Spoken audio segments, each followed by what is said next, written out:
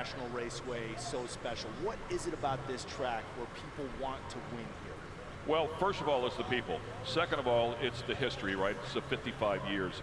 Everybody's been coming here for so many years. And then, of course, the prestige. It's the Pro 2 versus Pro 4. That's always been the biggest race in our sport. It comes with a massive trophy. You'll see on Sunday night down in the barn afterwards, everybody is drinking out of this huge cup that is so big and heavy you can hardly lift it up. It's just, we had Marty Reed out here. Marty Reed was responsible. He created CORE, Championship Off-Road Racing, back in 1998. He brought television here to Crandon, and that's what really exploded this place. And consequently, the big players from the West Coast started migrating over here, including a Jimmy Johnson, a Walker Evans, some of the big players.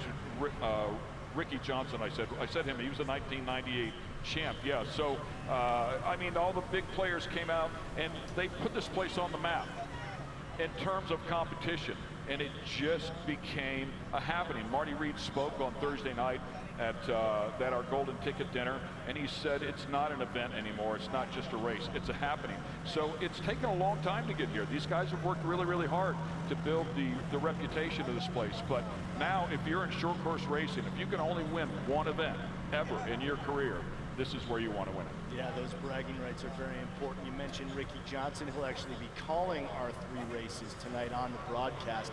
And you said before, Ken, that turn 1 here is probably the greatest turn 1 in all of off-roading. Yeah, I call it the most exciting turn 1 in all of motorsports. And when you can see, I mean, I have to use the Pro 4 category as an example, but any of them, it doesn't matter. When you see 4, 5, 6, maybe 7 wide come through a massively wide turn at the end of a near quarter-mile stretch. They're going 100 miles an hour, and then they go into this off-camber right-hander, and it's just on, and if you're not in the first couple of positions, you're eating roost.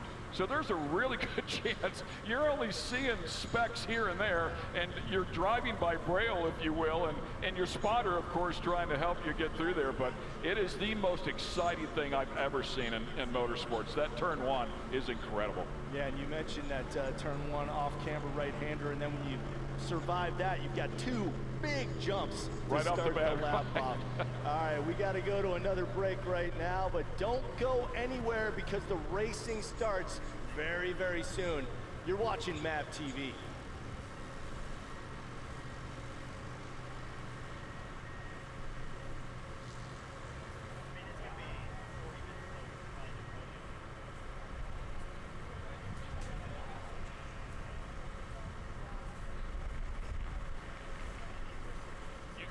Come this way, but you'll be over there. We're going to follow him. Yeah. Third box is over there. Third box. Our hard guest holder.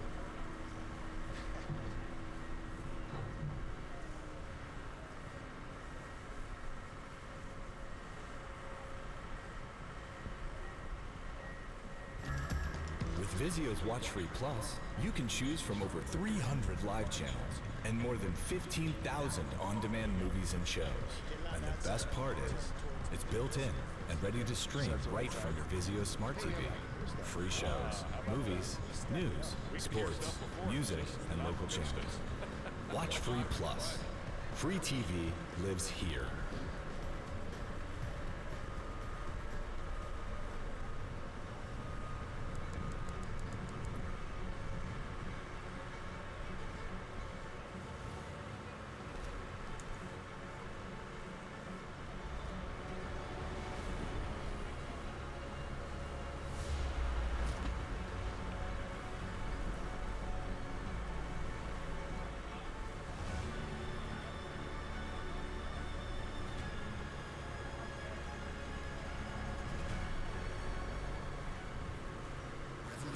Performance from the ground up. Razor Pro R with massive power, next level strength, and unmatched control. It will change the way you ride. You ever been out here? Where sunrise is not only seen, but also felt. where wrong turns always feel right. Out here, things can get a bit rocky, and even messy. That's why we created a performance machine built to rise to any occasion. So meet us out here, in the all-new Razor XP.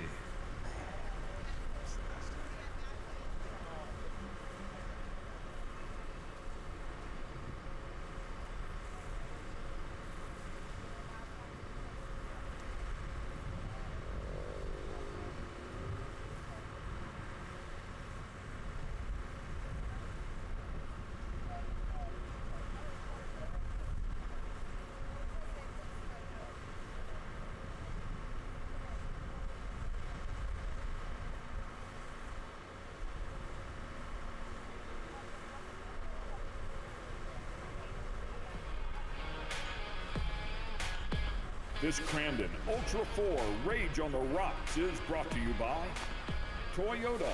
Let's go places. Crown Performance. Know what the pros know. Crown Performance brake lines. And by Polaris. Do more outside. Welcome back, everybody, to the 55th Polaris Crandon World Championships, presented by Toyota. Let's go places. I'm Chris Jacobs with Ken Stout. We're joined now by the man who puts it all together, the promoter of the event, Marty Fila. Welcome.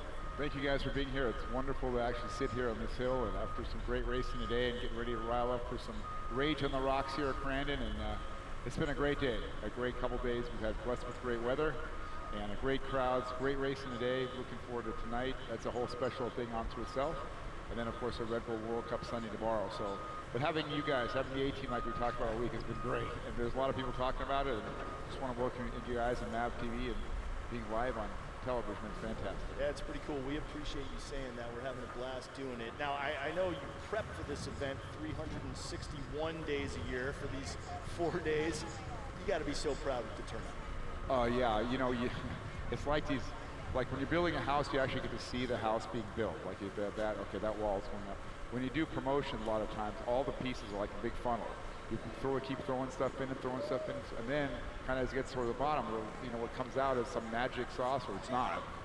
So there's been good and bad this weekend, but you know, we cram a lot into this weekend. A lot. I mean, you think about it, the value for the fans. You know, 55 races in 3 days. It's an insane schedule.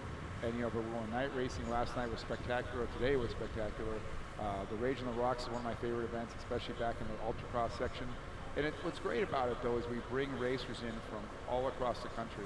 The Midwest Series, the Short Course Series, the Amstel Champ Series is a lot of Midwest-centric racers. If we just watched, you know, a California win for the first time in Pro 4, which was spectacular, Cole Neighbor win, and then Ricky Gutierrez also California won for the first time. So I love seeing the nation come together for, you know, essentially is the best off-road race in my mind in the world, and it's sort of the biggest short course race, and that's why it's a world championship. It's Labor Day weekend in the middle of America, baby.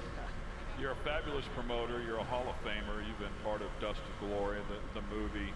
As I see you sit here, I want to tell you, relax, pal. In 24 hours, you're going to get some sleep. Oh, no. The sun's going down. 24 hours, I'm next door in the bar drinking beer out of the Red Bull cup is what I'm doing. No, there's no sleep. I can sleep later. Yeah, perhaps this coming week you might be able to get a couple nights. My wife Susan and I have one rule.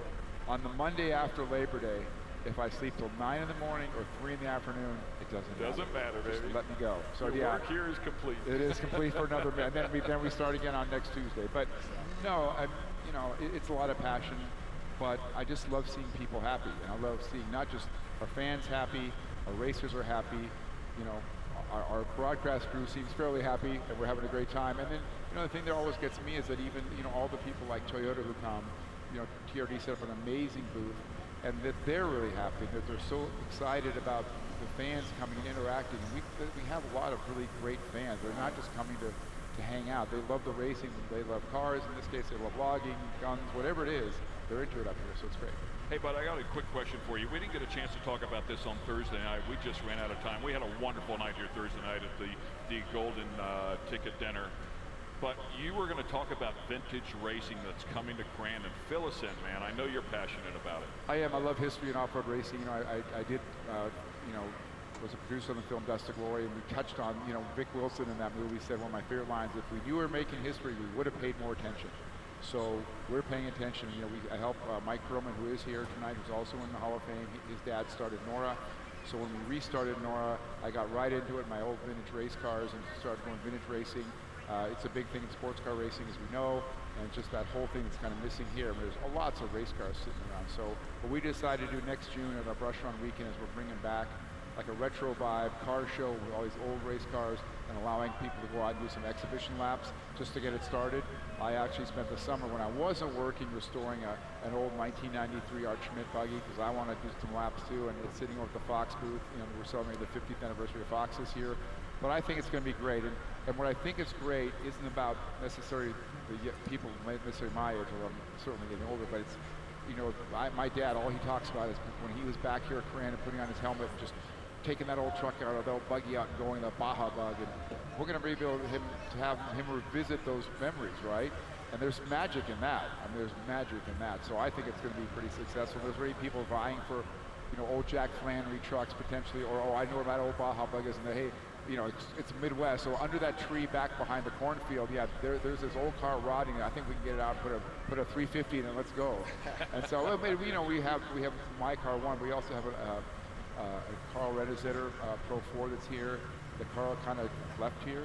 So I think we're going to end up, you know, making it a two-seater, putting a, you know, maybe an LS motor or something, and having it be part of it too. So we just want to bring history alive. The only place you can do it in short course is Crandon.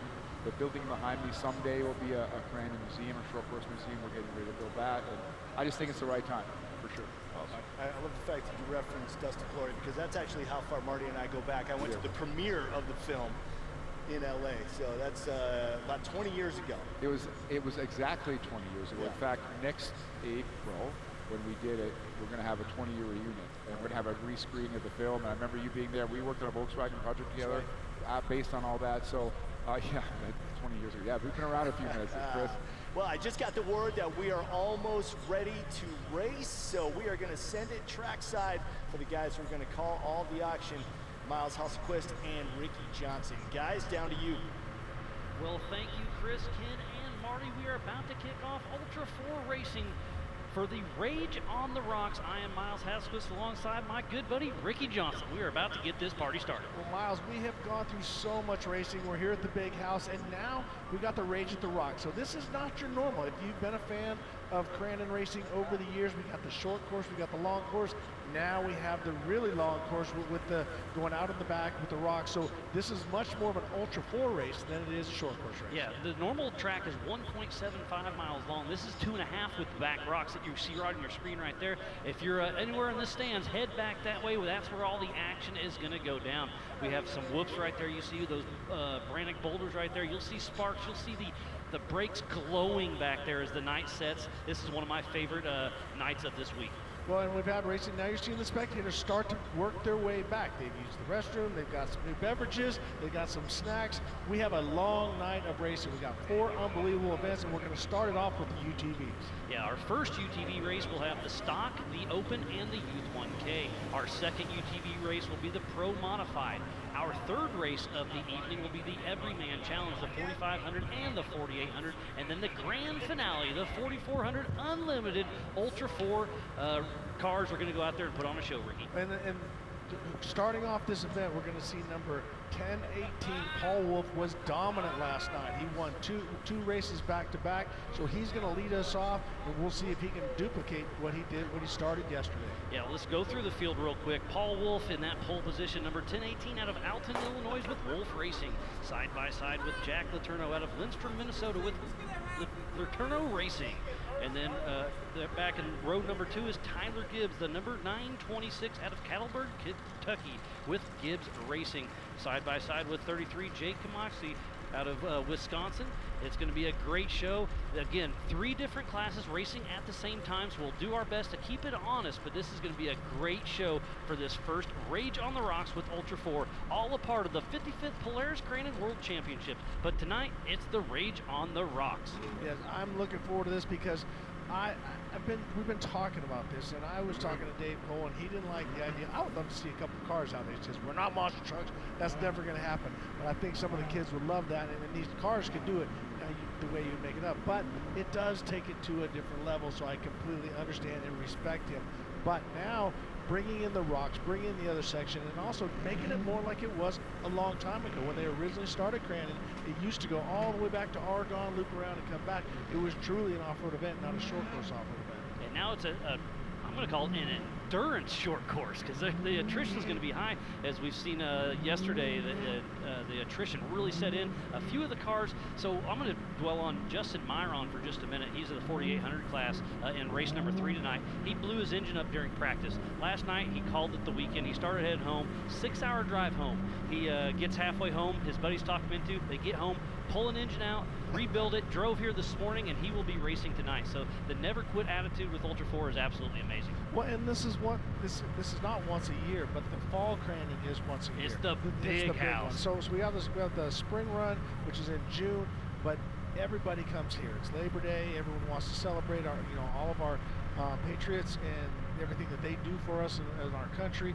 It's the biggest summer weekend that we have. And so you can see that we're a town that goes from 1,700 people to 50 to 80,000. How awesome is that? It's not just a racing spectacle, but it's families all over the place. And it's great. This small northern town up here is so welcoming. The parade was amazing a few days ago. The racing has been top notch, and we are about to kick off the Rage on the Rocks. We are doing a 2x2 start. It will be 20 minutes plus 1 lap. Number 33 is the car of CJ Greaves, but it's actually the driver is Jack Kaminsky. You saw CJ racing earlier. That's his car, but that's his co-driver driving. He usually co-drives during King of the Hammers. Well, you notice everybody has a winch here. I don't think you're going to need them because they bounce through them so quick, but per the rules, you have to run a winch. And then also, Miles, well, during short course, you don't have to run a winch. Yeah, so some of them leave it on there because it's their King of the Hammers car, but you can take it off for short course specific vehicles. Very good rule. And now also, let's talk about the different, you see the yellow and also the white lights. Let's talk about that for a moment. Yeah, so obviously it's the Rage on the Rocks at night, so yes, the different lights kind of cut through the dust a little better. Well, and myself, when I race down in Baja, I like a little bit more yellow because it softens the light a little bit. If I get it too bright, too white, everyone thinks the more light, the better. I don't like that because then I lose my peripheral vision when I want to look outside. If it's got a bright moon or whatever, I can see some of that stuff. But a lot of lights on these cars because it's lit here on the infield, but not when we go in the back. So the open class, again, they are live racing right now here for the Rage on the Rocks at the Big House. It is Paul Wolf and Jack Turner up front, and Paul Wolf, who just had a bad spin out on the same exact jump out front early. He dominated yesterday. Can he make it a three-peat in the UTVs? We'll see how it shakes out. Well, Paul Wolf is a veteran of all different kinds of racing, and yesterday he was so strong on not just the short course stuff, which obviously see he's pulling out a pretty commanding lead at this point, but a lot of racing going on. But he is a specialist in the rocks as well, so it's not going to surprise him when he gets back. Yeah, Jack Letourneau in second place is more of a home crowd. He likes Crandon, but he's stepping it up and racing with us here at Ultra4, so he's a short course guy. He doesn't know the rocks quite as well, and I'm excited to show everybody at home the rocks. And speaking about rocks, after the McCoy finish line, the Brannick boulders are there. We're going to cut hard left right there. You haven't seen this yet today, and they're going through the Brannick boulders with Paul Wolf out front, then Tyler Gibbs, Jack Letourneau, and Austin Braden. Well, and I'm so impressed with the side-by-sides or the UTVs, whatever you want to call them. We were watching the other trucks last night, and they weren't going much faster with 40-inch tires. So unbelievable job by these UTVs with 35s. And you can see there they deviate off course. They are heading back to the Ultra4 Crandon land. There's a big little drop they're hitting right now. You can't quite see. There's a little chicane. So whoops, there is Paul Wolf, our physical race leader, number 1018, with Wolf Racing, and he's already getting a pretty good lead. Yeah, he definitely knows his way around this course. They have looked at it. They haven't done a lot of practice on it, so you're kind of feeling your way out the first couple laps. But Paul Wolf is such a veteran and such a great driver that he seems to know right the limit of that car. Because if you look at the front, even though on the bicycle, but he drives it on out. And there's Tyler Gibbs, who did get around Jack Letourneau as he goes through that little roller section. And Paul Wolf, he will be racing this same exact car in the Pro Modified that is coming up next. Well, then I talked to Kyle Cheney, and he was talking about it, that he was saying that his car was in the race last night, but he, the young driver got a flat, and then he had to pull over. So that is a veteran car that he's driving, even though it's the new style with the upper air. And that was the Boulders Outback. This is what the crowd came to see. Short course is amazing, but the Rage on the Rocks Outback is absolutely one to watch. Well, and I'm pretty sure that these were just the rocks that used to be on the track when I used to race. And they just kept putting them out back. They just kept throwing them out back. No, I'm being completely sarcastic right there. But I love how they put this together. You can see it looks like a couple little marbles, but you can see how difficult that is. The drivers have to keep the momentum up and keep moving forward. And that's Brandon Caveman Anderson on the inside, Kurt Mackey on the outside. There's Travis Solinger just out of screen as Mackey just kisses that flag right there. You have to stay in the rocks, and he's doing his best, but those rocks are bouncing him out as Anderson's trying to get around Mackey. Well, and you look in the corner, it's 20 minutes plus one lap, and we're already 17 minutes to go. So these laps are going to take some time. It's not going to be as long of a race as we thought, because the time will be there, but it won't feel as long because the laps are so long. And Paul Wolf into the Polaris gravel pit already for his second time. He's got a great run going as he hits the Polaris sky jump. And that's the thing with a lot of the guys who have to set their cars up because they don't want to slow down so much. Some of these jumps are pretty big, and so the guys, they have to check out before they go to the top. And now Paul Wolf wants to save his equipment and not just bonsai in here, but notice how he keeps a constant rhythm through there to stay up on top of the rocks and try not to fall down inside. Yeah, this sprint endurance for Paul Wolf, he is way out front, and again, he is in that open class. We have 3 classes going on out at the same time. What is an open car? You can have up to a 2,000cc maximum engine, including that Pro R, but build it, dream it, and make it happen. And then we also have the stock and the Youth 1K who run the same exact category, and it is an OEM chassis. Must use stock suspension pickup points. Reinforcing is allowed. Must run front body and side plastics. Rear bed can be trimmed to fit a spare tire. 1,000cc max engine and 33-inch maximum tire. The Youth 1K is ages 12 through 16, and we do have a couple of our young guns out there, Brian Fulcher and Tice Healy. I also want to point out in 7th place, Todd Rimmerine has now worked his way up. He's passing through the crowd. He is in the top 10, and he was the winner last night in the stock division, so he is definitely on a roll right now. Yeah, Paul Wolf won the Open. Like you said, Rimmerine won his stock class. It was great. Fulcher run the Youth 1K. We're watching Paul Wolf once again at the back section for the Rage on the Rocks. All part of the big weekend for the 55th Polaris Crandon World Championship. So let's talk about tires for a second, Miles. With these guys, what can they run as far as liners? We saw Gibbs get a flat yesterday, and that took him out. He had to start in the back. But what can they run as far as a liner? It has to still deflate to a certain size. Again, the stock class can run a 33-inch tire, and a Open can run basically whatever they want. So right, 30. Most of them will run a 35, especially with that new upper A-arm that comes across the top of the Can-Am. You can't go too big. But a lot of guys, there used to be tire balls, and it was just, Dave Cole was saying it's just too much. The guys were just bonsaiing and going for it too hard. So now you have to think a little bit about that. Pinching the tube, bending a rim. You want to keep soft pressure to climb the rocks, but you also need that air pressure to keep it bending the wheels. That must be Letourneau and Parker at Cowboy Corner on the backside, heading towards Potawatomi, turn number 1. Austin Braden, this is a great race we have on our hands. The first of 4 for the Rage on the Rocks with Ultra4 here at the Big House. They're coming around Potawatomi, turn number 1. That's Letourneau with the 2 yellow lights, then parking behind him with just the front grille lights. I question why Parker is not running more lights, because it's not rubber right in the back, but I guess he's going to go by feel a little bit. Drive-by braille is what you got to do every once in a while as they're heading to the Polaris gravel pit. Letourneau and Parker trying to make it happen. These 4-wheel drive UTVs are really putting on a great show for everybody here on site and everybody back home on MAV TV. And we can see Paul Wolf is up to a 6-second lead now over Gibbs. Letourneau and Parker are pretty much, you can throw a blanket over the top of them. So a lot of races still to go. We have just over 13 minutes as Letourneau works his way through the rocks, and Parker trying to chase him down. It's been a great showing thus far. Paul Wolf in the lead for the Open class. He's got a great run going through the granite boulders. Looks like that is Paul Wolf once again, and back at the back section in Crandon land. Well, this just shows you the veteran. You see how much life he's got. I mean, this guy has won everything, from out of King Hammers to short course races around the country and stuff. He definitely knows his way around it. He's gotten a lot of seat time, so you see how much light he has and how quick he's attacking these rocks. He was the 2023 winner here at Crandon last year in this exact class. We'll see if he can back that one up once again. We just saw him have a bad luck in the Pro 4 just a little bit ago, but he is looking good for the Ultra 4 Rage on the Rocks here at the Big House. It's been an amazing, amazing weekend, and we are just getting started tonight. It looks like the turno has broke away from Parker. We don't know what happened there. As we go back to our race leader, make sure this is Paul Wolf as he works his way around. Yep.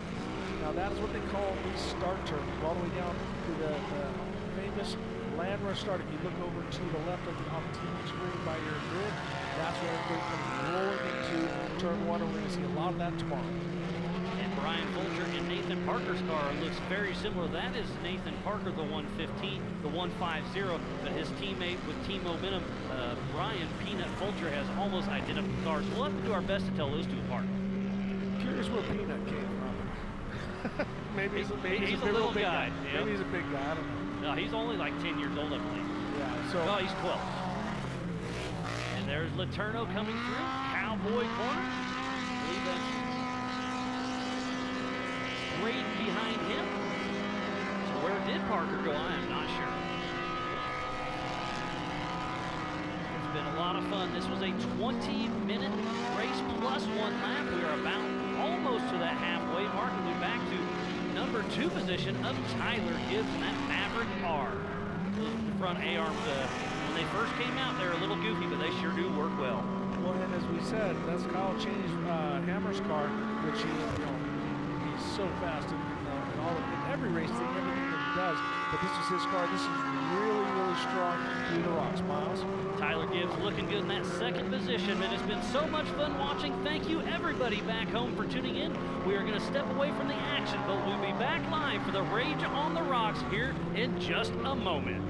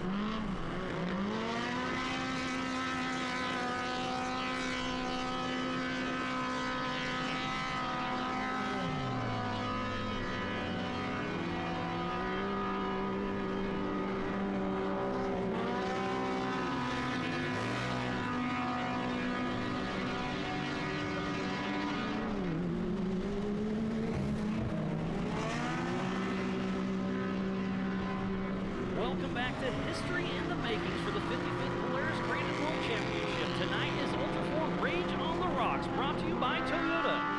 Let's go places. I'm Miles Haskins, joined by Ricky Johnson. We are at the halfway mark for our first UTV race with the Stock, the Open, and the Youth 1K, and it's all about Paul Wolf out front once again, Ricky. Paul Wolf has got a dominating lead right now with just over 7.5 minutes to go with a 12.5 second lead over Gibbs.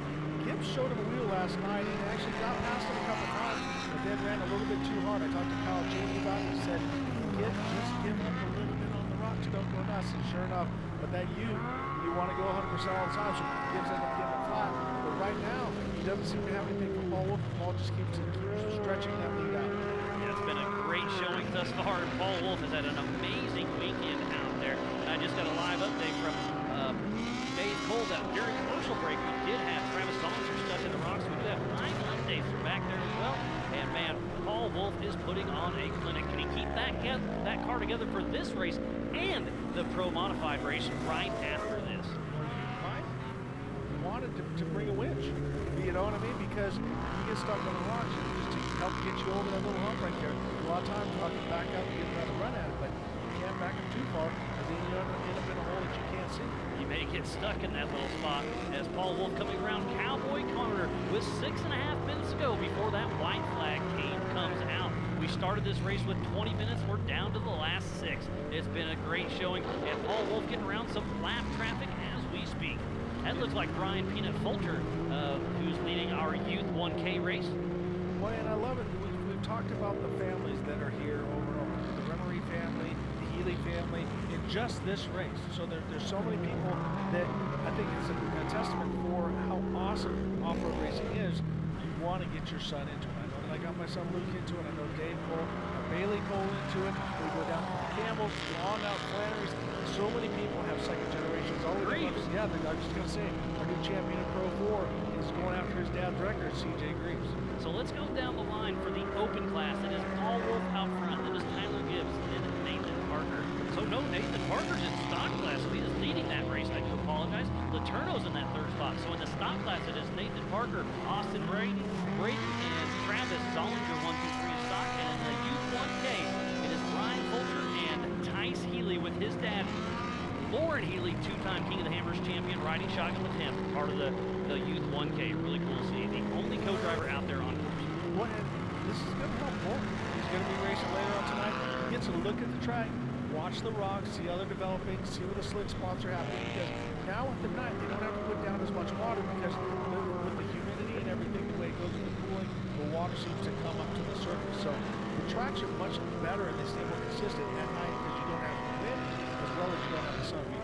And I was talking to Lauren earlier today while I was chatting with him and talking about this, how special it is to ride with his son, and how special it is for his son to ride with his dad, having one of the best coaches out there. That is, you just can't get anything better than that. And that's what Ultra4 is all about, is that family affair out there having the best time of their lives. Bonding 101. But it is difficult because the same guy that's yelling at you about picking up your underwear and cleaning up your room, brushing your teeth, has to switch roles and tell you how to drive. So, but when you have somebody that's as awesome as Lauren Healy, you've got to listen to him. So great, it's great to see that happen. There's Paul Wolf out front. We just saw Nathan Parker, who is 3rd overall and 1st in class. That young man has something going on. He is doing some great things at the age of 15 years old. Nathan Parker doing great work out there on course. All part of Rage on the Rocks with Ultra4 here at the Big House. Looking at the last lap as we're watching Gibbs work his way around, was just under a second quicker than Wolf. So I know Wolf has a pretty advanced lead at this point of about 11 seconds, but Gibbs is staying there. So if he can put a push on, he might be able to make that time back. And Ricky, look at this. When we started this race, you could see pretty good. The sun is almost gone for the night, and it's only going to get more interesting back in that back section. Well, this is where you're saying, now I know why Paul Wolf has so much lights on his truck. His car, you want to see as much as you can, but that's going to fill in the shadow because you don't have a lot of lights here on the short course. You still, when you come around, you can't see through the shadows in the holes. You can't see how deep those dips are either. So plays havoc with drivers' eyes. And there's Tyler Gibbs, physical second, and second overall in the open class in that Maverick R. And like you were talking about last night, he had a flat tire, but he doesn't tonight. We'll see if he can keep that car together for the next 3 minutes before that white flag comes out. And this 2.5-mile range on the rocks, they're only on lap number 6. Last night, they did 15 on the mid-track. Yeah, and it was more, we saw a lot of bison between Gibbs and Wolf, and because they're running the cushion so hard. Now you see Gibbs is running a little bit shorter line, a little bit, not quite as aggressive, not setting it quite so hard on the jumps. He knows that he has a little bit of time left, but there is not that much time. So right now I'm going to say there's about 3 or 4 laps left in this race. So if he's going to make a move, he's got to do it now because he's still quite a ways back. He's only got a couple more laps, and these lap times are roughly that 3 minutes. So we'll see how it all shakes out. But tonight is all about the Crandon Championship rings, all about the trophies, and all about that paycheck taking it home. The 4400s does race tomorrow during the 9th annual Red Bull Crandon World Cup, but everybody else gets that championship ring, trophies, and a paycheck. So right now we're watching Gibbs as he works his way towards the back section. Now we're back up to Paul Wolf. You can see he knows that car so well. If you look at the different amps, if you go to side-by-side racing or UTV racing, you'll notice on Gibbs' car, the Aeon comes above the wheel, which a lot of people, sticks are getting caught. But I think it's a very dynamic move by Can-Am to go with that. This is an older Can-Am where it's more of an average, standard spindle, like most normal cars, and the AR is inside the wheel, so a little bit different. But right now, Paul Wolf is making this work because he won in this car so many times. He won in this car last year. He won in this car yesterday back-to-back, and it looks like he may be able to win this race 3 in a row this weekend. He's doing great things, but it's that Tyler Gibbs starting to reel him in just a little bit. Well, and don't be fooled. I think the timing is off just a little bit. Gibbs is not 0.01 seconds behind Wolf. He's back a little bit more than that. So the timing is off just a little bit. Look at Parker passing back 40 seconds. So there's a gap there, but not quite that substantial. So right now we see Wolf working his way into turn 1, and he still has 37 seconds. So there's a good chance that he's going to have to go 2 more laps.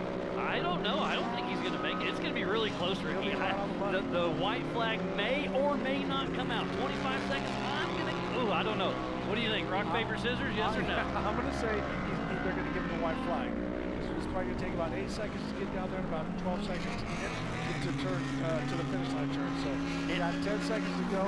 I'd say it's white flag. And let's talk a little strategy. He could have his spotter in his ear saying, hey, back up just a little bit. That way we only have 1 more lap. You've got this race. So if I was playing strategy with my spotter, I'd back off just a little bit. White flag will be out. Yep, right now it's 2 laps. As he comes around, white flag is coming out. But you're absolutely right. That's the benefit of having a spotter. Hold up. You got a lot of room to go. Look at it. He's taking his time. He must have heard you. So Paul Wolf, 1 lap to go. The white flag is out through the Brannick boulders. Paul Wolf in the open class has won every single thing he's done so far. We'll see what happens. Don't want to jinx him. And then I hate when announcers said, oh, he's won everything. He's got it in the bag. And then doesn't. And then doesn't. But he has done everything right as far as his preparation, physically, mentally, emotionally, car prep, driving ability, knowing the track. He's been doing everything right, and that's why he's on top. So Paul Wolf in the open class in first place, Tyler Gibbs in second place, and Jason Sushi in that third position, all in the open class. And that stock class, it is Nathan Parker, Austin Brayton, and Travis Zollinger, 1, 2, 3. And then the youth 1K class as well, we still have Brian Fulcher, who is mid-pack as a 12-year-old, amazing. And then Tice Healy still trucking along. Well, this is such a great experience to be out there with your father, a multi-time champion and one of the absolute superstars, I'm going to call it, of rock racing, because it doesn't, as we said, it's the Swiss Army knife of race cars. But to be in there with your father like that, this is going to be the things you're going to take on for the rest of your life. 100%. And Paul Wolf has raced a lot this weekend, and it is his race to lose one last time through the Rage on the Rocks. For this race, that car will be out on course here in another 10 minutes to start the Pro Modified, as Tyler Gibbs is a one rock section behind in physical second place. That gives you that gap, that 20-second gap we see out there. And Tyler Gibbs, we saw him with great luck yesterday and held that flat tire, but he's able to keep that car. And you can start to see the sparks come out when these bigger EMC cars, and then the 4400s later, the sparks will be flying, and then fireworks. Because sometimes the rocks get better with a little bit of rubber on them because it gives you a little bit more traction. But when they're bouncing in between, they're knocking the dirt out from in between, makes that hole smaller. So in a perfect world, it's like Supercross. If you watch that, you want to skim right across the tops. But as we can see, Paul Wolf works his way into the barn corner with just a couple turns to go. You've got to make sure that you clean those rocks so that you can have a good time out here on the short course. It's been one heck of a show. Just a couple more turns for Paul Wolf as he hits the skybox jump. And then he'll hit the Polaris gravel pit. And Paul Wolf, number 1018, with a great run once again out of Alton, Illinois with Wolf Racing in that Can-Am X3. What a great showing he has done. I mean, kudos to his team for keeping that car so prepped. So Paul Wolf, one final turn, Calamity Corner, and grabs the checkered flag at the McCoy finish line. What a great run for Mr. Paul Wolf, winning his open class. Such a great showing out there. Tyler Gibbs not too far back, and there he is. So about a 20-second lead over Tyler Gibbs will get him across the finish line. What a great run for Paul Wolf, Tyler Gibbs, Nathan Parker, Austin Braden. Man, Ricky, this was a great show. And don't go anywhere. We will be down with Pam Hall giving away those amazing rings, the trophies, and the checks. Don't go anywhere. We'll be right back after this.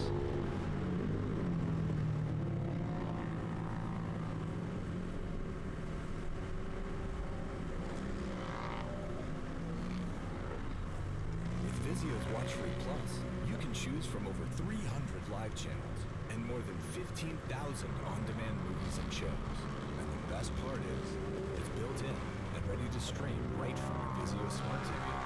Free shows, movies, news, sports, music, and local channels. Watch Free Plus. Free TV lives here.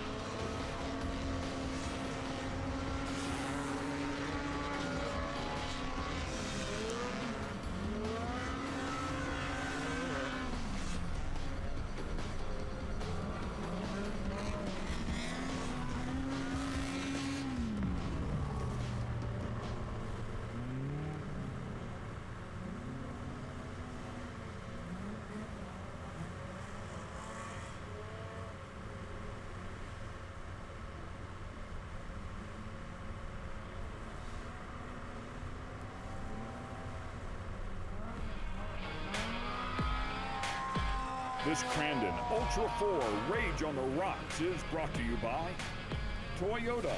Let's go places. Rod End Supply. We don't just sell them, we race them. And by Buzz Electric Bicycles. Buzz through life. We are live in Crandon, Wisconsin, here at Crandon International Raceway for the 55th Polaris Crandon World Championships. Race 1 is in the books. It was a great call by Miles Hasselquist and Ricky Johnson. And for highlights of the race, let's send it right back down to those guys trackside. Well, thank you, Chris and Ken. It was a great showing once again with the stock, the open, and the youth. And here is the start with Paul Wolf. That early hole shot once again. Paul Wolf took off the turn on in second, but then here comes Gibbs. Gibbs really wanted something after getting a flat last night, but it was this man, Paul Wolf, as he worked his way through the rocks, impeccably lap after lap, and he ended up getting into quite a bit of lap traffic. Smooth and consistent is what I would like to say. And there's Jack Letourneau and Austin Braden, who ran great all night, as well as there is Travis Zollinger, who got third in stock, trying to chase down Jack Letourneau. And it was a great showing by all here for the Rage on the Rocks. But we are what a great show. The lights are out. There's so much action back there on the rock section. There's Brandon Anderson, who had a little bit of issues out there. But man, Ricky, what a great show. Awesome. It was this man, Paul Wolf, that started off where he left off yesterday. So great job and another win for Paul Wolf. Heck of a showing, and he will be racing back-to-back in that same exact car coming up in the Pro Modified class here in just a few moments. So it sounds like we have Chris Jacobs down there. Once again, we'll throw it back down there to Chris and Ken Stout. Take it away, guys. Thanks a lot, Miles. Great job to you and Ricky with the call there and the highlights. Ken, Paul Wolf, 3 for 3. This guy's looking unstoppable this weekend. 3 for 3, and again, we talked about him winning by 29 seconds last night. I forget what the first one was. It was close to that. The second one tonight, this third one, 26 seconds. I mean, he has absolutely dominated it. And this course, much tougher than the one that we saw last night with that massive rock garden. So hats off to a guy that can come out here and do it. There's no fluke when you do 3 in a row. Well, wire to wire as well in this race. And Ken, it was amazing how quickly he opened up that large gap. I mean, they were way in his rearview mirror, seemingly halfway through the first lap. Yeah, we talked about a setup for short course versus a setup for rocks, but whatever setup he has in that truck or that car, it obviously is very good at both. We also have to talk about, obviously the setup is good, but we don't want to downplay the driver and his skill and that ability. He clearly knows where the edge is. He got a great hole shot, drove away, so the car's set up great for short course, and then of course his eye, his vision to get through that rock garden and take care of that car and do it every single lap is nothing short of exceptional. Well, speaking of Paul Wolf and his fellow competitors who finished at the top, we have Pam Hall standing by with them right now. Pam? Thank you so much. I am here with Brian Peanut Fulcher. You're in this top spot again tonight. How do you feel right now? I'm feeling amazing and great. I mean, you're 11 years old and you're out there racing with all these big names. Paul Wolf on the track at the same time as well. He is obviously a top of the box winner as well, but how do you feel racing out there with so many amazing drivers? Because you are one of those up and coming amazing drivers as well. I feel great getting a lot of, watching a little bit of all of them, all the good drivers, watching their lines so I can learn more. Well, here you are again. Who do you want to thank for getting you out here this weekend? I want to thank Can-Am, Performance, High Lifter, WE Racing, Can-Am, KMC Wheels, EFX Tires, CT Raceworks, Gary Stripper Chemicals, Evolution Power Sports, and Carolina Custom ATV, and that's awesome. Well, Brian Peanut Fulcher, here you are up here in the #1 spot for the Ultra4 Crandon World Cup. Congratulations. Thank you.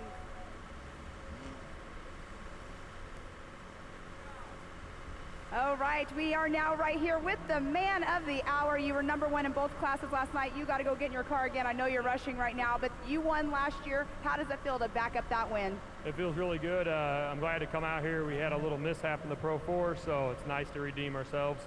A huge shout out to Justin Wills. Him and his crew have been thrashing on all of my cars and theirs. Well, it's exciting to see you up here again. I know it takes a whole army to get you out here. Paul Wolf, who would you like to thank? I got to first thank my wife, and she takes care of the kids while I come out here and do what I love. And of course, Chris Hickman, they let me drive to their 4400 truck, and then we'll be doing that later tonight, so check it out. Well, Paul Wolf, we'll let you get going. Congratulations. Hopefully we see you up here in the next one. Next up, Mr. Nathan Parker, you are in this #1 spot. You are a young kid as well out here, 15 years old, I still believe, correct? Yes, ma'am. Yes, you are. And here you are. You've had a lot of experience, a lot of mentors over the years, racing in multiple kinds of racing associations. But here you are in the #1 spot. How do you feel? It feels great. Had a good race going. Just try to keep the car together mostly. Kyle was spotting me, and he kind of just kept me calm, kept the car together, and yeah, so just kind of put together a clean race and brought it home to the finish line. Well, and you say Kyle, that is Kyle Cheney he is talking about, a very well-known name out here at Crandon. But Nathan Parker, who would you like to thank for getting you up here? I'd like to thank Can-Am, Performance East, CT Raceworks, High Lifter, George from E Racing, and John, Jeff for helping me on the car, Austin, Kyle, High Lifter, KMC, Will Pros, and everybody else I forgot. Well, Nathan Parker, congratulations up here in the #1 spot. Amazing driver right here. Congratulations. Thank you, Pam. Back to the stage. Thank you very much, Pam, for those interviews, and congratulations to the winners, including Paul Wolf. Just amazing performance.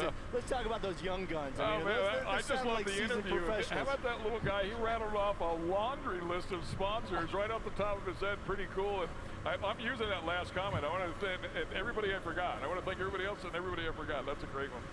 I might steal that one as well. Great job, guys. And hey, I want to make a very special welcome to all of our international viewers who are watching us right now on MAV TV Motorsports Network International. So we're not just nationwide, Ken. Welcome to the big house, to the wide world. Absolutely. Welcome to the big house indeed. And we hope everybody all over the world sticks around. More racing action from Crandon coming up on the other side of this break.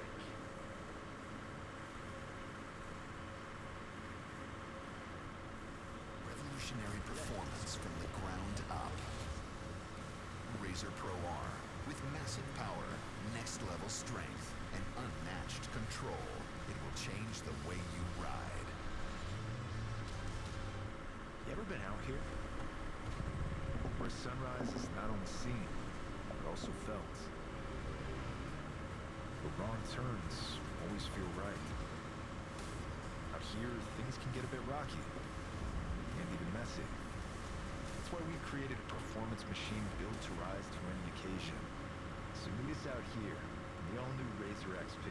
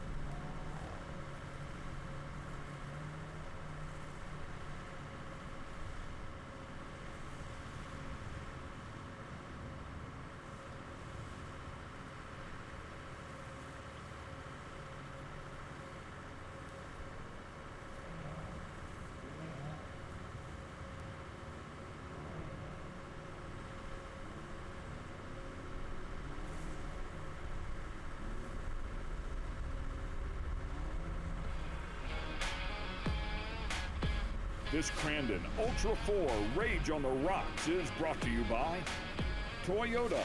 Let's go places. Yokohama Tire.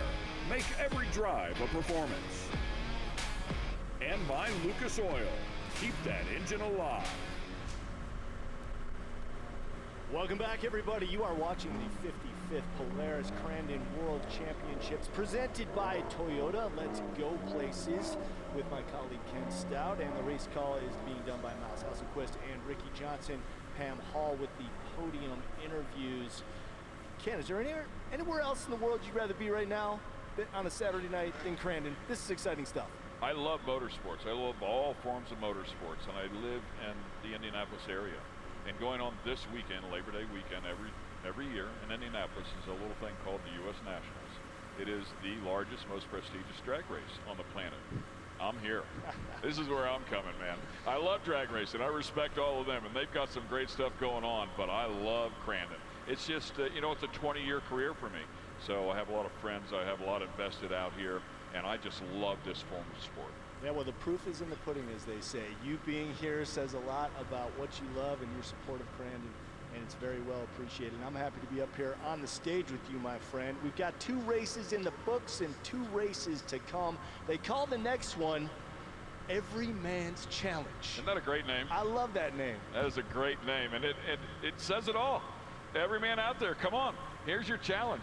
Get your stuff, bring it to the track, and let's throw it down. Let's find out who has the best car here tonight. Yeah, it's all comers, potpourri of racing. Whatever you got, bring it to the track, and as you say, let's see who's standing on the final lap. So who are we looking forward to seeing in this next Everyman's Challenge? Man, you know, as we watched them last night, I think the beauty of this class is it's hard to pick. I don't know if you pick somebody. And when you take a look at the vehicles and you take a look at the terrain, we just saw that massive rock garden and how brutal it can be.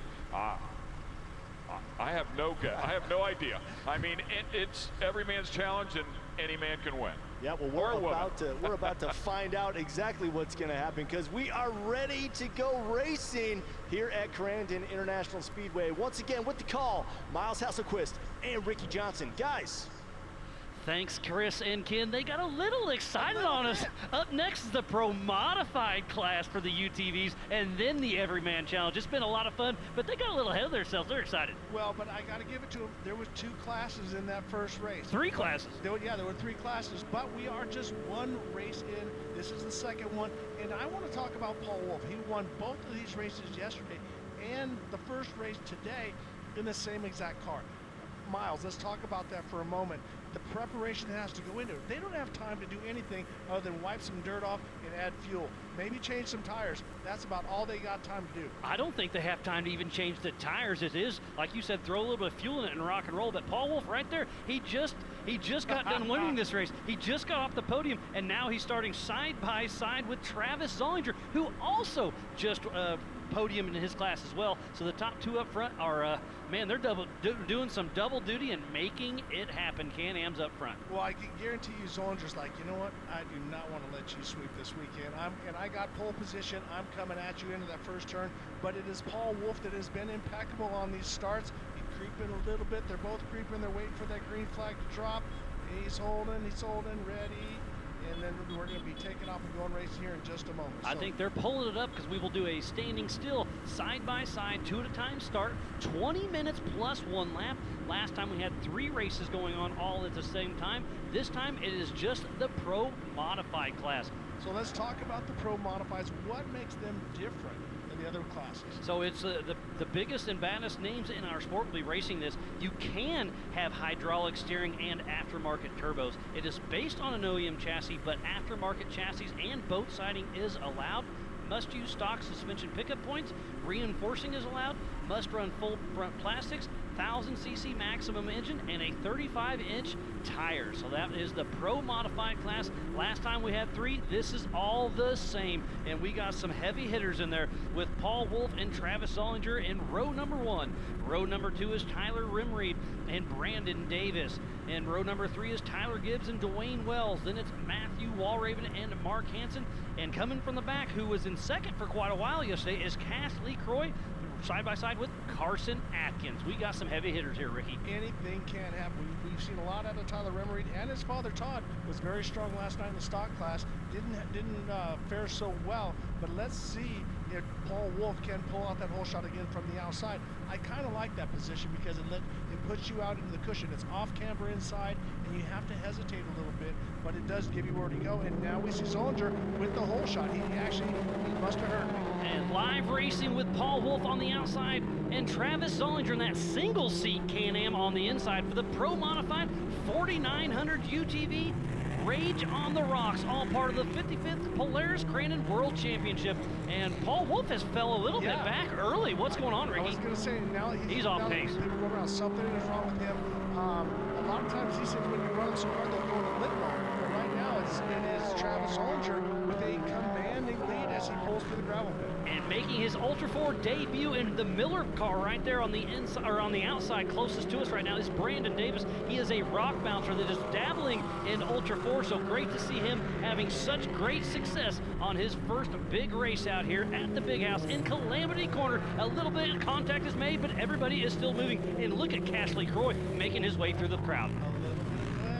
Calamity Corner, so good call there as we see Zollinger as he makes his way through, and then now the rest of the crew bouncing through the rocks, getting the first look at it since they saw it last night. So that was Brandon Davis. Then it looked like it. Yeah, so there's Travis Zollinger, our race leader in that single seat Can-Am in the Pro Modified class. Number 20, doing some great things out there out of Logan, Utah with Zollinger Racing Products. Zollinger Racing Products started in the snowmobile, which is very heavy up here. Big bicycle. I'm sorry, I jumped on top of you there, but man, Zollinger with a huge bicycle. I'm sorry about that. No worries, buddy. On two wheels, but great recovery and back after it. Sorry about that. Yeah, all good. So to finish my thought there, Travis Zollinger with Zollinger Racing Products was heavy in the snowmobile and then crossed over to UTV, and obviously up here in Crandon, Wisconsin, snowmobiles are life during the winter, so it's great to see them representing so well. I'm going to throw a shout out, and this is unpaid for. I only trust his A-arms when it comes to my Polaris side-by-side in the desert. His stuff is so first class, so strong. It's a great thing when all the racers will buy their competitors' products. So Zollinger ZRP has made some great products, and we trust him at Johnson Off-Road. And it is still Travis Zollinger out front, but then it's really close between Brandon Davis, Tyler Remery, Tyler Gibbs, Dwayne Wells, Cashley Croy has worked his way up, Carson Atkins still there, Matt Walraven. How far back is Paul Wolf? What a heartbreaker. He has won every single race in that UTV, and tonight it's he just won, but it's not looking good. Well, obviously something happened. But we're not even seeing him. He's way in the back, so the chances of him coming back is pretty much out of the question. Right now we can see they're a little over 2.5 minutes when it comes to the lap times. So right now 18 minutes to go with Travis Zollinger out in front and commanding lead at this point. But anything can change when it comes to the rocks. And also we've seen a lot of guys bicycling, trying to run it hard in the short course. Trying to get all of that traction they can get. And there's Tyler Gibbs, who also just raced back-to-back. And I don't think he switched cars either. So, and there's Brandon Davis and Tyler Remery. We've seen Tyler racing his Pro Light off and on all weekend with some pretty good success. So great to see him running so strong for the Rage on the Rocks with Ultra4, making history here at the 55th Polaris Crandon World Championship. So Tyler Remery on the inside of Brandon Davis making his Ultra4 debut in that Miller Brothers Can-Am that raced at King of the Hammers earlier this year. Kind of looking on the outside, and can he make it work? Now he's going to chop down to the inside, try to cut underneath them, but is he going to make it work? And he slides. But look at that closing the door wheel to wheel. A little bit of contact, but it is clean as they head into the Brannock Boulders. Tyler Remery makes the pass over Brandon Davis. Come on, Miles. I was waiting for a little bit of calamity in Calamity Corner.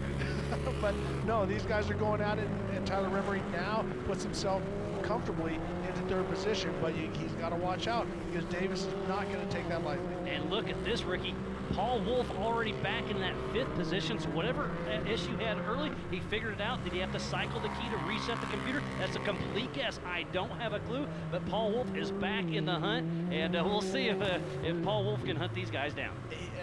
He's got a great chance, and if we get a yellow flag in one of these places where he can make up that ground, he's definitely got a shot at it. And I'm going to say his lap times last night were about 2 seconds faster, so with this time, it should be a pretty good race. It's 14 seconds now. Let's keep an eye eye on 5th place, Paul Wolf, and see if he can catch up. But remember, Paul Wolf has been out front every single race, so he's not used to be in this roost, in the dust, so he's got his work cut out for him. And remember, this race did start. It is a 20-minute race plus 1 lap, so we are just a quarter way through this, and Paul Wolf is really trying to get around Brandon Davis. And there's Tyler Rimmery up front, the rock section. Look at the sparks flying, Ricky. Unbelievable, and he's a veteran. He's run King of the Hammers, and every time you race there, you're always caught behind somebody. You have to think on your feet, and Paul Wolf has not won this many races by not thinking out of the box, as we see some of the drivers get caught in this rock section. And there's Brandon Davis that is stuck, so Carson Atkins has to come around, and so Brandon Davis is pulling off the track, not sure what is going on. Tough break for his Ultra 4 debut.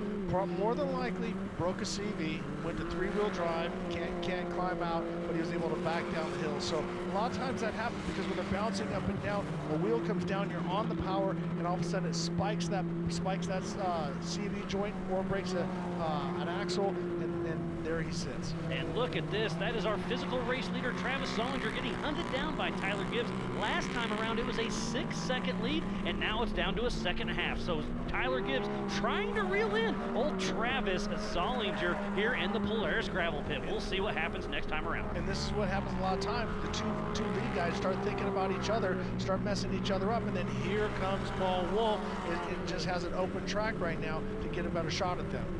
Was that Wolf in 4th position? I do believe it's looking good for him. Again, this has been a 2.5-mile track with the Ultra-Cross rock section added to the Big House main track as they head into the Brannick Boulders once again. And it is Gibbs trying to reel in Zollinger. It's getting a little closer and down to a 2.5. Gibbs has been really strong in that car of Kyle Cheney's, and when we talked about that, but now we look at it, Paul Wolf is now 1 second faster than your leader, Travis Zollinger, but it was actually Gibbs with a blistering lap of 2:41 over 2:44, which was Paul Wolf. And they are heading back into the Ultra-Cross section. They've got a little hard right down that turn, a little bit of a couple whoops, and then back here, back at us, they got some more whoops. What a great track the Ultra 4 team and Flannery's let us put on. And there's your top 4 right there. You got Travis Zollinger, Tyler Gibbs, Tyler Rimmery, and also Paul Wolf. So Paul Wolf can see the front guys, and he knows that, and the spotter's going to let him know as well. So he has the leaders in sight. He's got to work. Obviously, he's not going to just drive by Tyler Rimmery. He's been strong all weekend long. And I just saw Rimmery right there coming into screen just in front of Paul Wolf, so he is definitely feeling that. You can see the lights behind you. I love the rage on the rocks out back. It's just an added value of how difficult this could be, because if it was daylight, you wouldn't see the headlights. Now you have that to your advantage when you have somebody coming behind it. Oh, and there, I think that's Tyler Gibbs there in the middle of the rock section, missing a right rear. So Tyler Gibbs completely stuck. His die is done. Tough break for him. Yep, and he went over the thing. You can see his wheel over to the right, so he is not going anywhere. They are definitely going to need the winch to get him out at this point. But so now that puts Tyler Rimmery in 2nd place with Paul Wolf. So you're looking at these two drivers side by side, not side by side, but really, really close. And there is your leader, Travis Zollinger. And let's give a huge shout out to the off-road fraternity. They came out here and they've been helping us to do recovery out back with their big rock mounters. Some local guys just out here having fun. They love the Big House. They love Crandon. They love Ultra 4, and they are here to help. There's your leader, Travis Zollinger, as he works his way through. And let's talk a little bit about a double-seater versus a single-seater. Now, I think, and we see Tyler Rimmery starting to pull Zollinger in. So, it's going to be a very tight race, and now all of a sudden we see Paul Wolf is falling off the back a little bit again. So something might have happened in the rocks, because when you're right behind Tyler Rimmery, you can't see it. Sometimes you get popped a little bit to the left or the right. It gets a little confusing. Whoa, and on the bicycle. So he is not hanging back. He's giving it all he's got. But right now, the man on the move is Tyler Rimmery. And Travis Zollinger going to have to hold off two guns of the sport of Tyler Gibbs and Tyler Rimmery. Oh, so Tyler Gibbs is out. Sorry, Tyler Rimmery and Paul Wolf as they come through once again to the Brannick Boulders. And look at Tyler Rimmery starting to reel in Travis Zollinger through the Brannick Boulders. That was a great run. Absolute fantastic run. There's Paul Wolf you see in the back. But a lot of racing left, Miles. We still have 11.5 minutes. So this plus race the white flag. Yeah, plus a white flag. So we have a lot of racing to go. So how much do you want to sit back? Is that what Paul Wolf is doing? I'm just going to keep him in sight, and then I'm going to pull him in at the end. We don't know, but we can always make accusations that people can beat us up on social media.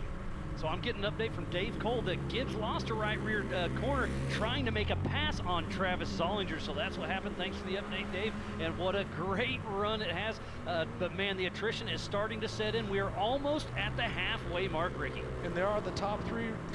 We see Zollinger's pulled away from Tyler Remery a little bit, but it seems like Remery seems to be a little bit faster when it comes to the short course. He's been running pro light, been running all year long in the Champ Series. So maybe that's his strong point over Zollinger. Well, as we're watching it, it's actually Paul Wolf has made that ground back up.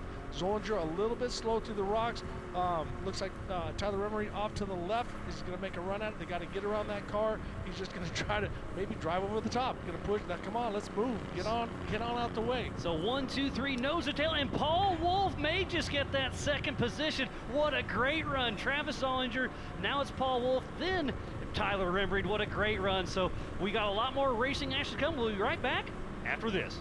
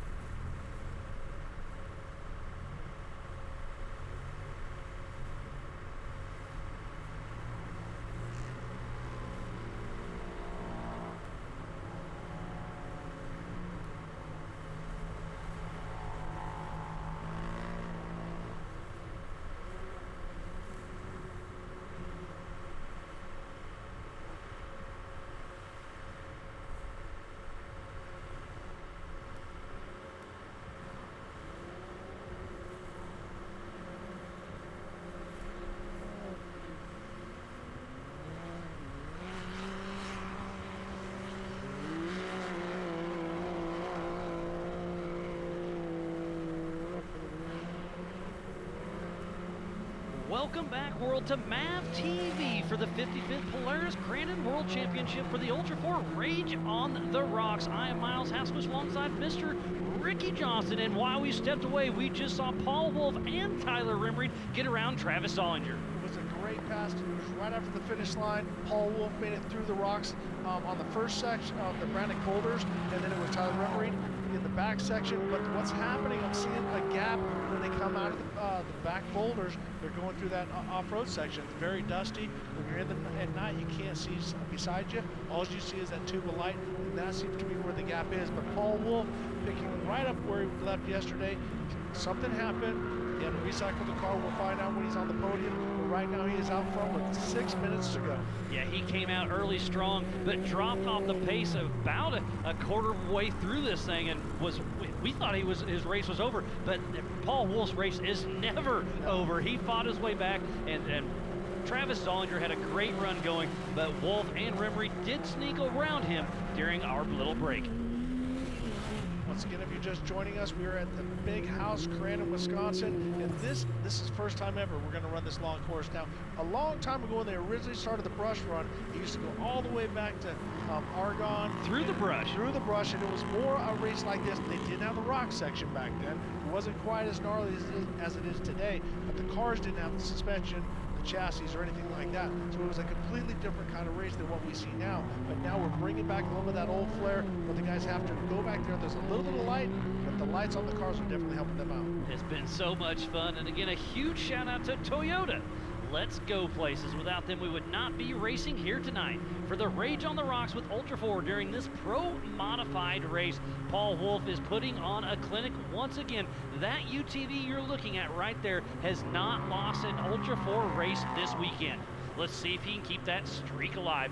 Remery wants to end it. Tyler Remery is right there, and actually it's running really hard through the rocks, getting a good run at him. But watch when they come into here, notice the dust miles. They can't see when he goes in there, so he's got to back off for a second. But I got to give it to Tyler Remery. He is just running through the dust, keeping his eye on that tail light of Paul Wolf to chase him down. So the race is not over. It's far from over. We still have 4 minutes to go until the white flag. So that's going to be at least 1, maybe 2 more laps until that white flag comes out as Paul Wolf gets another bicycle. That shows you how hard he is actually pushing.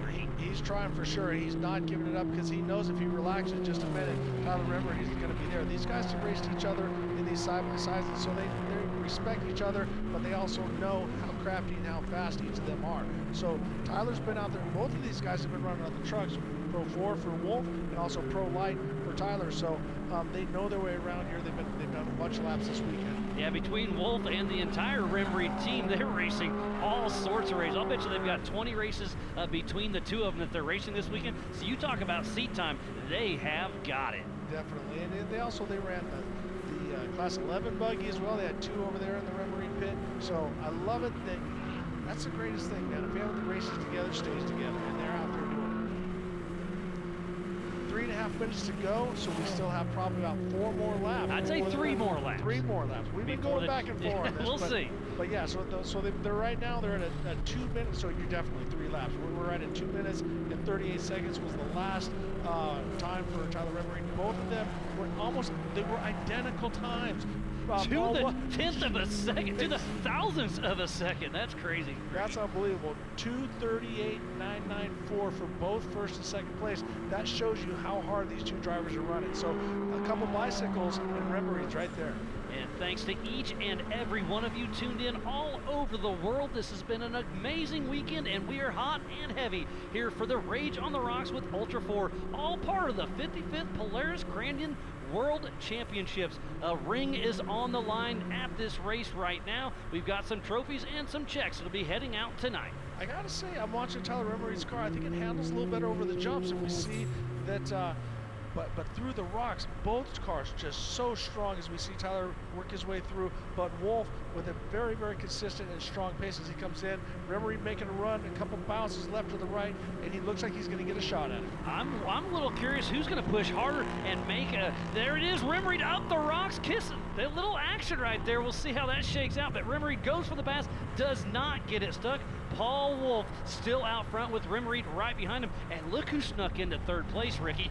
Carson Atkins, he's in that Yamaha. Yeah, Carson Atkins has been working. He's been the silent killer. He's been in the back. We haven't seen much of it because we're spending so much time on this battle, which it deserves. I mean, great battle. These guys are going nose to tail, and right now, let's see if Travis can make him some more time on the short course and maybe get another shot at those rocks. So Paul Wolf out of Alton, Illinois with Wolf Racing still out front. Tyler Remery out of Omaha, Nebraska with TR Racing in that 2nd spot. And then Carson Atkins, the number 722 out of Seymour, Tennessee with Dave On Racing snuck into that 3rd spot. We'll see how it shakes out. But the battle up front is a great one, Ricky. Well, it doesn't look like we're going to get the white flag this time by, so we're definitely going to probably go Probably. There you go. That's definitely, ridiculous. probably, sort of, kind of, maybe. Kind of, maybe, whatever. But we are definitely going 2 more laps. So the white flag is not coming out this time.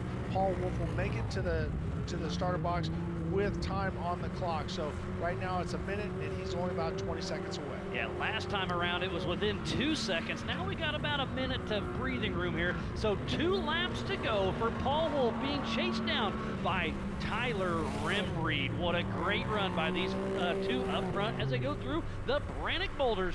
2 more laps to go. Look how fast Tyler Remreed came through there. He was on top. It didn't even look like he dropped a wheel in there. Made up a couple of seconds, but remember that in the race before, Paul Wolf slowed down. There was no slowing down this time. He knows. The spotter up there says, hey, Tyler's coming. You're going to have to drive your A game because he is on you. He's trying to push you, just like we saw a couple races earlier.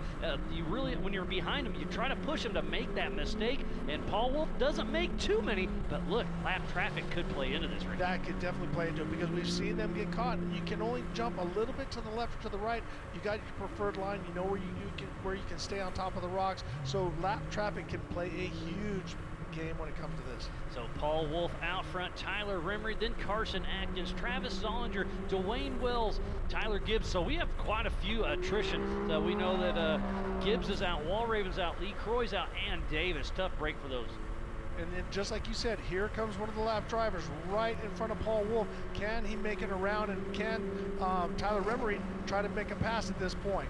We saw him in this exact spot last time around trying to make the pass, but took a bad hit those cones, and we'll see how it shakes out. And he looks on the outside, but it's going to be a right-hand corner. He sticks his nose in there. Into the trees. Ooh, that was close. They are dicing. And now we know that there's only 1 lap to go. So once they make it around, down around the first turn, into the barn corner, now they have enough more lap traffic. So this race is not over. It's far from over as we're in Cowboy Corner. Paul Wolf and Tyler Remreed giving it their all, and there's where the spotter's awesome. He says, hey, leaders are coming around, pull away, and he does as Remreed's trying to reel in Paul Wolf. Next time around, the white flag will be out as they come through Potawatomi, turn number 1. 1 more lap to go. 2 completely different situations. Paul Wolf got a little loose in Cowboy Corner, and Tyler Remreed looked like he got on the gas a little soon and pushed a little bit. Then he had to let off, and that's what gave Paul Wolf that little bit of cushion right now.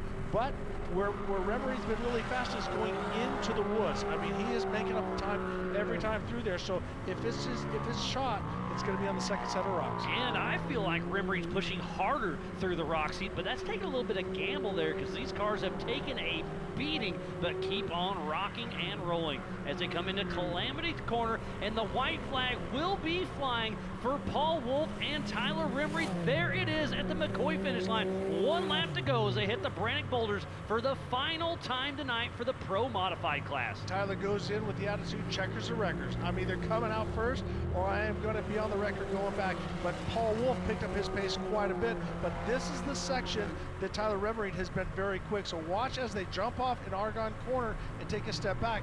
This is where Tyler Remreed has made a lot of time. So he still has 1 more shot if he can bridge that gap going into that second section of rocks. Make sure that Paul Wolf doesn't bicycle as he goes through these corners. And it's about a 2.5 second lead right now for Paul Wolf over Tyler Remreed. And it is down to the Ultra4 Crandon Land section. We'll see what happens. The boulders back here have made the difference in a lot of races. Paul Wolf starting to pull out about a 3-second lead now. Yeah, Paul Wolf, and I actually like the attitude of Tyler Remreed's car a little bit better, but Paul Wolf, I think, was holding back a little bit, but he's not holding back now. Look at him dance across those rocks. He is running hard.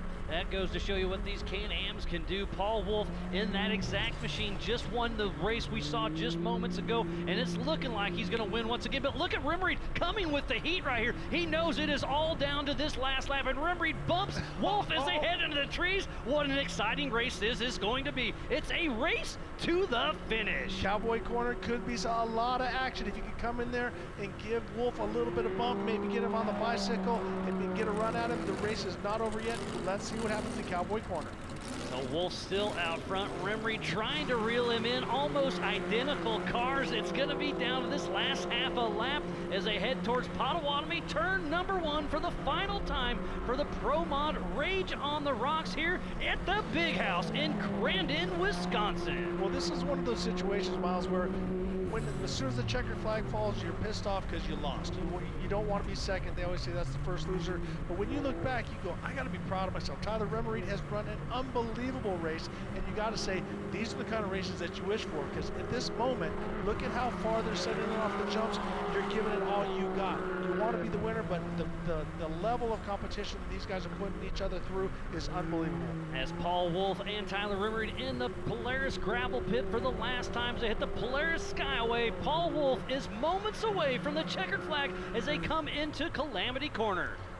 Tyler Remery looking around, but it is Paul Wolf that is going to pull off a straight 4 for 4. Unbelievable for Paul Wolf. Tyler Remery, keep your head up, buddy. That was an unbelievable race. What a great job it was by Paul Wolf, dropping back early but fighting his way back and then never looking back. He will take a World Championship ring, 2 World Championship rings home tonight. Is he going to be able to back it up in the 4,400 Unlimited class here in just a little bit? Paul Wolf is having one heck of a weekend here with Ultra4 for Rage on the Rocks. It's been so much fun, Ricky. Well, physically, you can see he's like, oh man, it's over. Unbelievable job by him.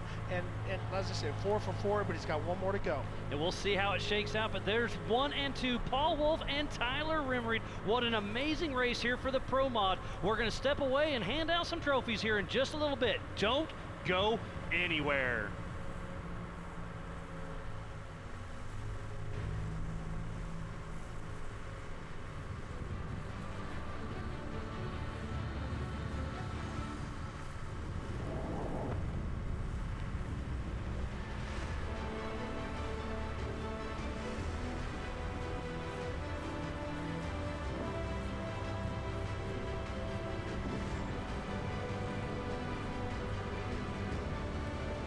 On top of the box, baby.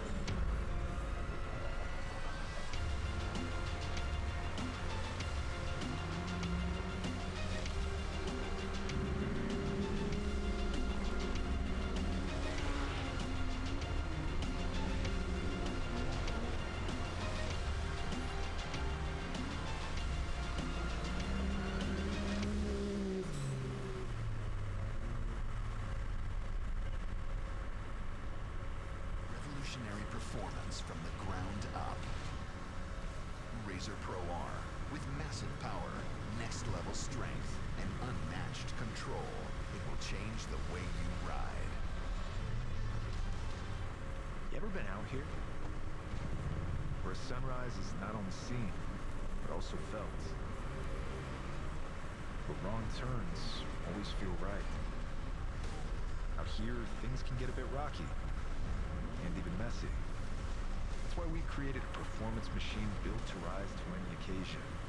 So meet us out here, the all-new Razor XP.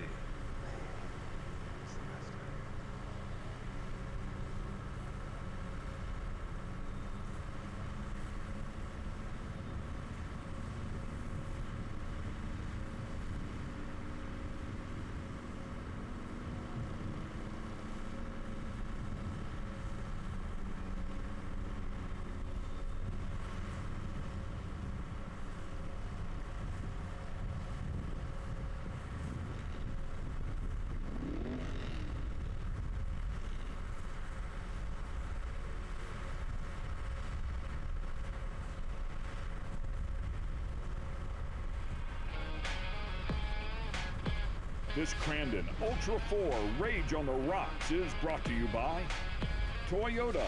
Let's go places. Crown Performance. Know what the pros know. Crown Performance brake lines. And by Polaris. Do more outside.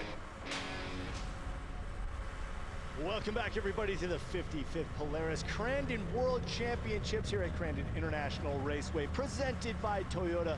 Let's go places. And the one place Paul Wolf is going tonight is the #1 podium. The winner's circle, right? Oh, man. yeah, baby. 4 consecutive, man. I mean, what an impressive showing. One more yet to go, and he have a sweep of the weekend, but he has been tough for sure. With that said, Tyler Rimreed kept him honest here in this one. That is for sure. He sure did through those rocks in the backwoods there. I thought he was going to get him, but Paul was able to hold him off each and every time. A great race by 2 great competitors. It's called Everyman's Challenge, but it was really just one man who was left standing. And once again, 4 for 4. That is Paul Wolf. And with highlights of the race, let's throw it back to Miles Hasselquist and Ricky Johnson. Thank you, Chris and Ken. What a great start we had. It was Travis Zollinger out front, but then Paul Wolf was in that second position, but Ricky, he dropped back early. He fell back, but then it was Tyler Rimreed as he pushes his way up into second place. Tyler was the man on the move. Zollinger was out in front, and here we see Paul Wolf actually coming back after those guys. We saw him fade back, something happened. So I probably had to recycle the car, but then the race was on between these two, Tyler Wolf and, Paul Wolf and Tyler Rimreed. And there was a great battle right there you're seeing on your screen earlier tonight. This pro modified class was so fun to watch. There's Travis Zollinger that was out front, but here's Paul Wolf that gets that pass once again and moves into the lead and locks down his 4th UTV Ultra 4 race this weekend. Tyler Rimreed goes for the pass, does a little bubbing, but makes it happen. Paul with a great shot. He went after him a couple different times, but then it was Paul Wolf that put it together and came across first. It's a great shot. So Paul Wolf, Tyler Rimreed, Travis Zollinger, Pam Hall is standing by. Pam, take it away. Thanks, guys. I am here with Travis Zollinger. You went out swinging at the beginning of this race, out in the lead, but here you are finishing in that #3 spot. What happened to make you fall back into this 3rd position? Oh man, this rock section here, when Paul and I went pushing through it, driveline let go. Rattled around for a while, and then I had 2-wheel drive, so I did the best I could just to get here. And hey, a box in Crandon, it's a beautiful thing. 100% on that is exactly what I was getting ready to say. You still are in that #3 spot. I know you're feeling great. You have a smile on your face, but you were back-to-back racing as well. You a little tired at this moment? Yeah, a little bit. The first car's a little harder to drive than the second car, but yeah, it was good. Man, these guys, hats off to them. They threw down a great race and got their cars to the finish line. Well, you're not done for the night. You have one more race to go in that 4400. So Travis Zollinger, who all would you like to thank for getting you out here? Oh man, all my friends, family, supporters, everybody that checks in from home and wishes us luck. I want to thank Riley and Mike, Jason, Levi. My wife's out here with us. They prep the cars, prep us, and get us out on the track. Sponsors, Team ZRP, of course, Fox, Logan Coach, Team ZRP, Team FK, Fox, Warren, Baja Designs, Sparco USA, and I'm sure I'm missing some, but thank you all very much. K&T Performance for sure, putting us out there. Well, Travis Zollinger, congratulations. Hopefully we see you up here again tonight, if not tomorrow as well, but congratulations, Travis Zollinger. Thank you, and we're doing it for all the Ricks. All right, in this #2 spot, Mr. Tyler Rimreed. Last night, you were in that #3 spot. You and Travis switched positions tonight. Smile on your face. You've had a lot of seat time already for today, but how do you feel right now? Yeah, I was coming out in that race for blood. Obviously, I didn't want to take 3rd place yesterday. We set the fastest lap yesterday, and Paul knew we were fast, but yeah, I mean, we come out here to race, and unfortunately, we had some bad luck earlier in the short course racing, so I wanted to make up for it this evening. Yeah, that was so much fun. I had a smile on my face. That was such a battle with Paul. I had a lot of fun. I know watching you guys out there was obviously a great battle, like you just said, but amazing. But who all would you like to thank for getting you out here? Yeah, #1, my mom and dad for supporting this crazy dream of mine. Can-Am, that car was just on the rails this weekend. Evo, Power Sports, Maxxis tires. I cannot believe those tires are not flat right now, because we were in the rocks and I literally saw Paul at the top of the hill and I went as fast as I possibly could, and the next thing I knew, I was right in his ass. So I was like, all right, let's go. And huge shout out to Maxxis. Tire Spine, you know, that race wouldn't be possible without him. Race Line, Rugged Radios, CT Raceworks for building that car, man. Like, you can just beat the hell out of those things and they last. So RCB Performance, just everyone, my mechanics, my family, the Schmidt family. This is a huge, huge family sport. My spotter, Luke, all the crazy fans that stuck around to watch that. Hopefully you guys enjoyed the show, and next time I'm going to go for that win. So thank you guys so much. Awesome, congratulations again, and you're finishing out this season strong. You have a lot of seat time as well, going into Nitrocross as well, but congratulations on tonight. Thank you, Pam. Thank you, guys. All right, next up, he's already been up here once tonight, Mr. Paul Wolf. I don't know how you do it, but just for one moment, at the beginning of the race, I don't know what happened. I didn't see you. What happened? Yeah, so we threw a new belt on the car and we took off. I didn't warm it up or break it in, and I took off the start and it slipped the belt and put the car in limp mode, so I had to shut it off and refire it. If them guys would have picked the pace up about a lap sooner, I'd have never caught them. They were just trying to take care of their cars, and I was running mine for all it had. And that Can-Am held up strong. Travis Zollinger builds parts, like I said before, he builds knuckles and stuff. They all held up great. That car is a tough car. I mean, it's amazing your driving skill. You fell behind, you caught back up. You're no stranger to rocks, but here you are. One more race again tonight as well. You're going into your 4400 Unlimited car. Are you ready for it? Yeah, I'm ready to get in it and do some battle. It's a heat race, so we got to get up to the front. We got to start in the back. We had a bad qualifying run. So we're going to start in the back. We're going to try to get up in the top 5, so tomorrow we have a good starting position. Awesome. Well, Paul Wolf, who all would you like to thank? I got to thank my wife and kids, of course. I got to thank Can-Am, HCR Suspension, Zollinger Racing Products, RCB Axles, Halo Diff, and Wayne at Alltech Motorsports. He does all the shock work on that car, and clearly it handles pretty good. Awesome. Well, Paul Wolf, congratulations again up here in the IBOC winner's circle again for tonight. Congratulations. Yeah, I got to give a shout out to these guys, Tyler Rimreed and Travis. They put on a heck of a race, and I'm lucky to come up here and battle with them. Awesome. All right. Well, congratulations again, and we're going to go back to the stage. Ken and Chris, take it away. Thanks a lot, Pam. Well, Ken, I think we found the only thing that can possibly beat Paul Wolf. It's a cold belt. Yeah, and he somehow figured out how to fix that, right? Get it hot, break it in, recycle the car, and go racing again. Even giving the field the advantage of him going into limp mode, he was in middle of the pack about halfway through the race, manages to find a way and holding off those other two guys. What a great race that was. Exciting for sure, and it's great to see Tyler Rimreed. We'll see a lot of him tomorrow as well. A young gun out here. A lot of fun. And by the way, his father, Todd, was on the podium last night as well. So, yeah, it's a family effort over there. I love seeing it. All right, well, we got one race to go. It is the Ultra 44 coming up. In fact, Paul Wolf is the defending champion. Let's see if he can do it again on the other side of this break. Stick around.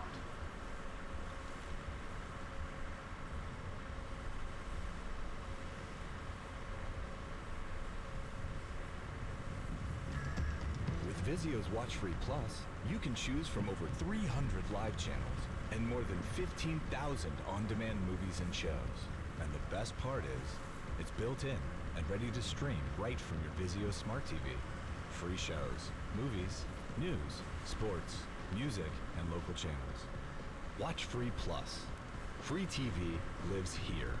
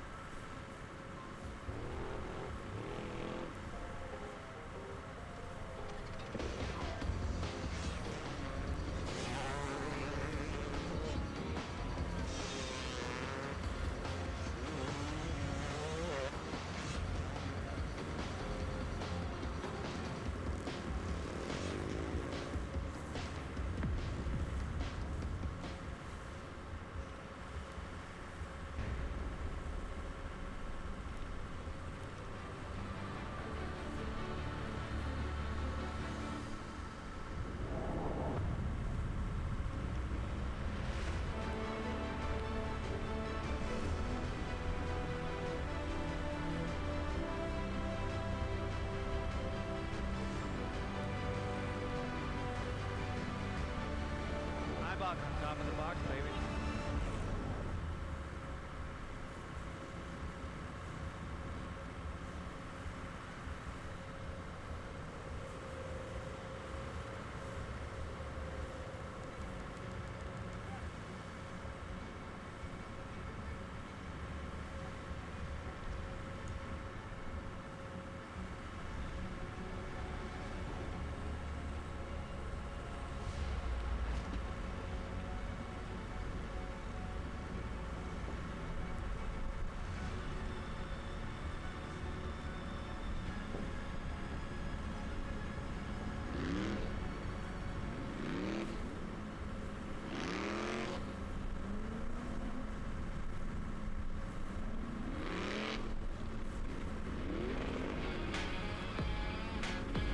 This Crandon Ultra4 Rage on the Rocks is brought to you by Toyota. Let's go places. Rod End Supply. We don't just sell them, we race them. And by El Bandito Yankee Tequila. Break out the Bandito. Welcome back, everybody, to the 55th Polaris Crandon World Championships here in Crandon, Wisconsin.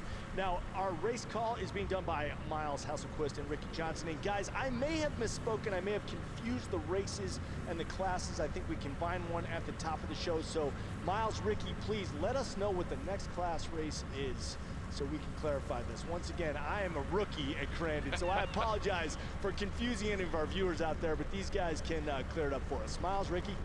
Oh, all good, Chris. You're doing an amazing job, Chris. Ken, it's been so much fun working with you guys, but this is the Everyman Challenge. The 4,500 and the 4,800 class will be racing 2 races at the same time. So our pole setter right there is Ryan Webb next to Larry Baglowell, and then Bailey Cole got the 3rd spot last night in the 4,800 Legends class. In the 4,500 modified class was Brandon Reed and Jesse Oliver, and a great talking point about tonight is Justin Myron. He blew his engine during practice last night. He just loaded everything up. Head was sagging, started driving a 6-hour trek home to Traverse, Michigan, and his buddies talked him into pulling an engine last night, getting everything back together. A huge shout out to the North Shore Raceworks guys. They put an engine in last night, took a 2-hour nap, headed this way. We're back here by noon. They're out here racing with us. Justin Myron is the never quit attitude, and that's what Ultra4 is all about. I absolutely love it.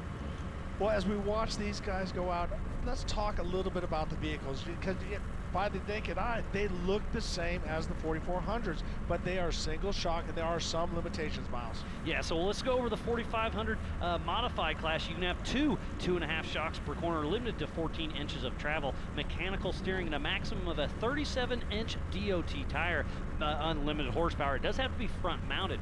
In the 4800 Legends class, is the front or rear. And here we go, live racing. It is Ryan Webb getting that whole shot. What a great race we have for the Rage on the Rocks during the 55th Polaris Crandon World Championship, presented by Toyota. Let's go places, and it's still Ryan Webb up front, but look who's moved into 2nd place early.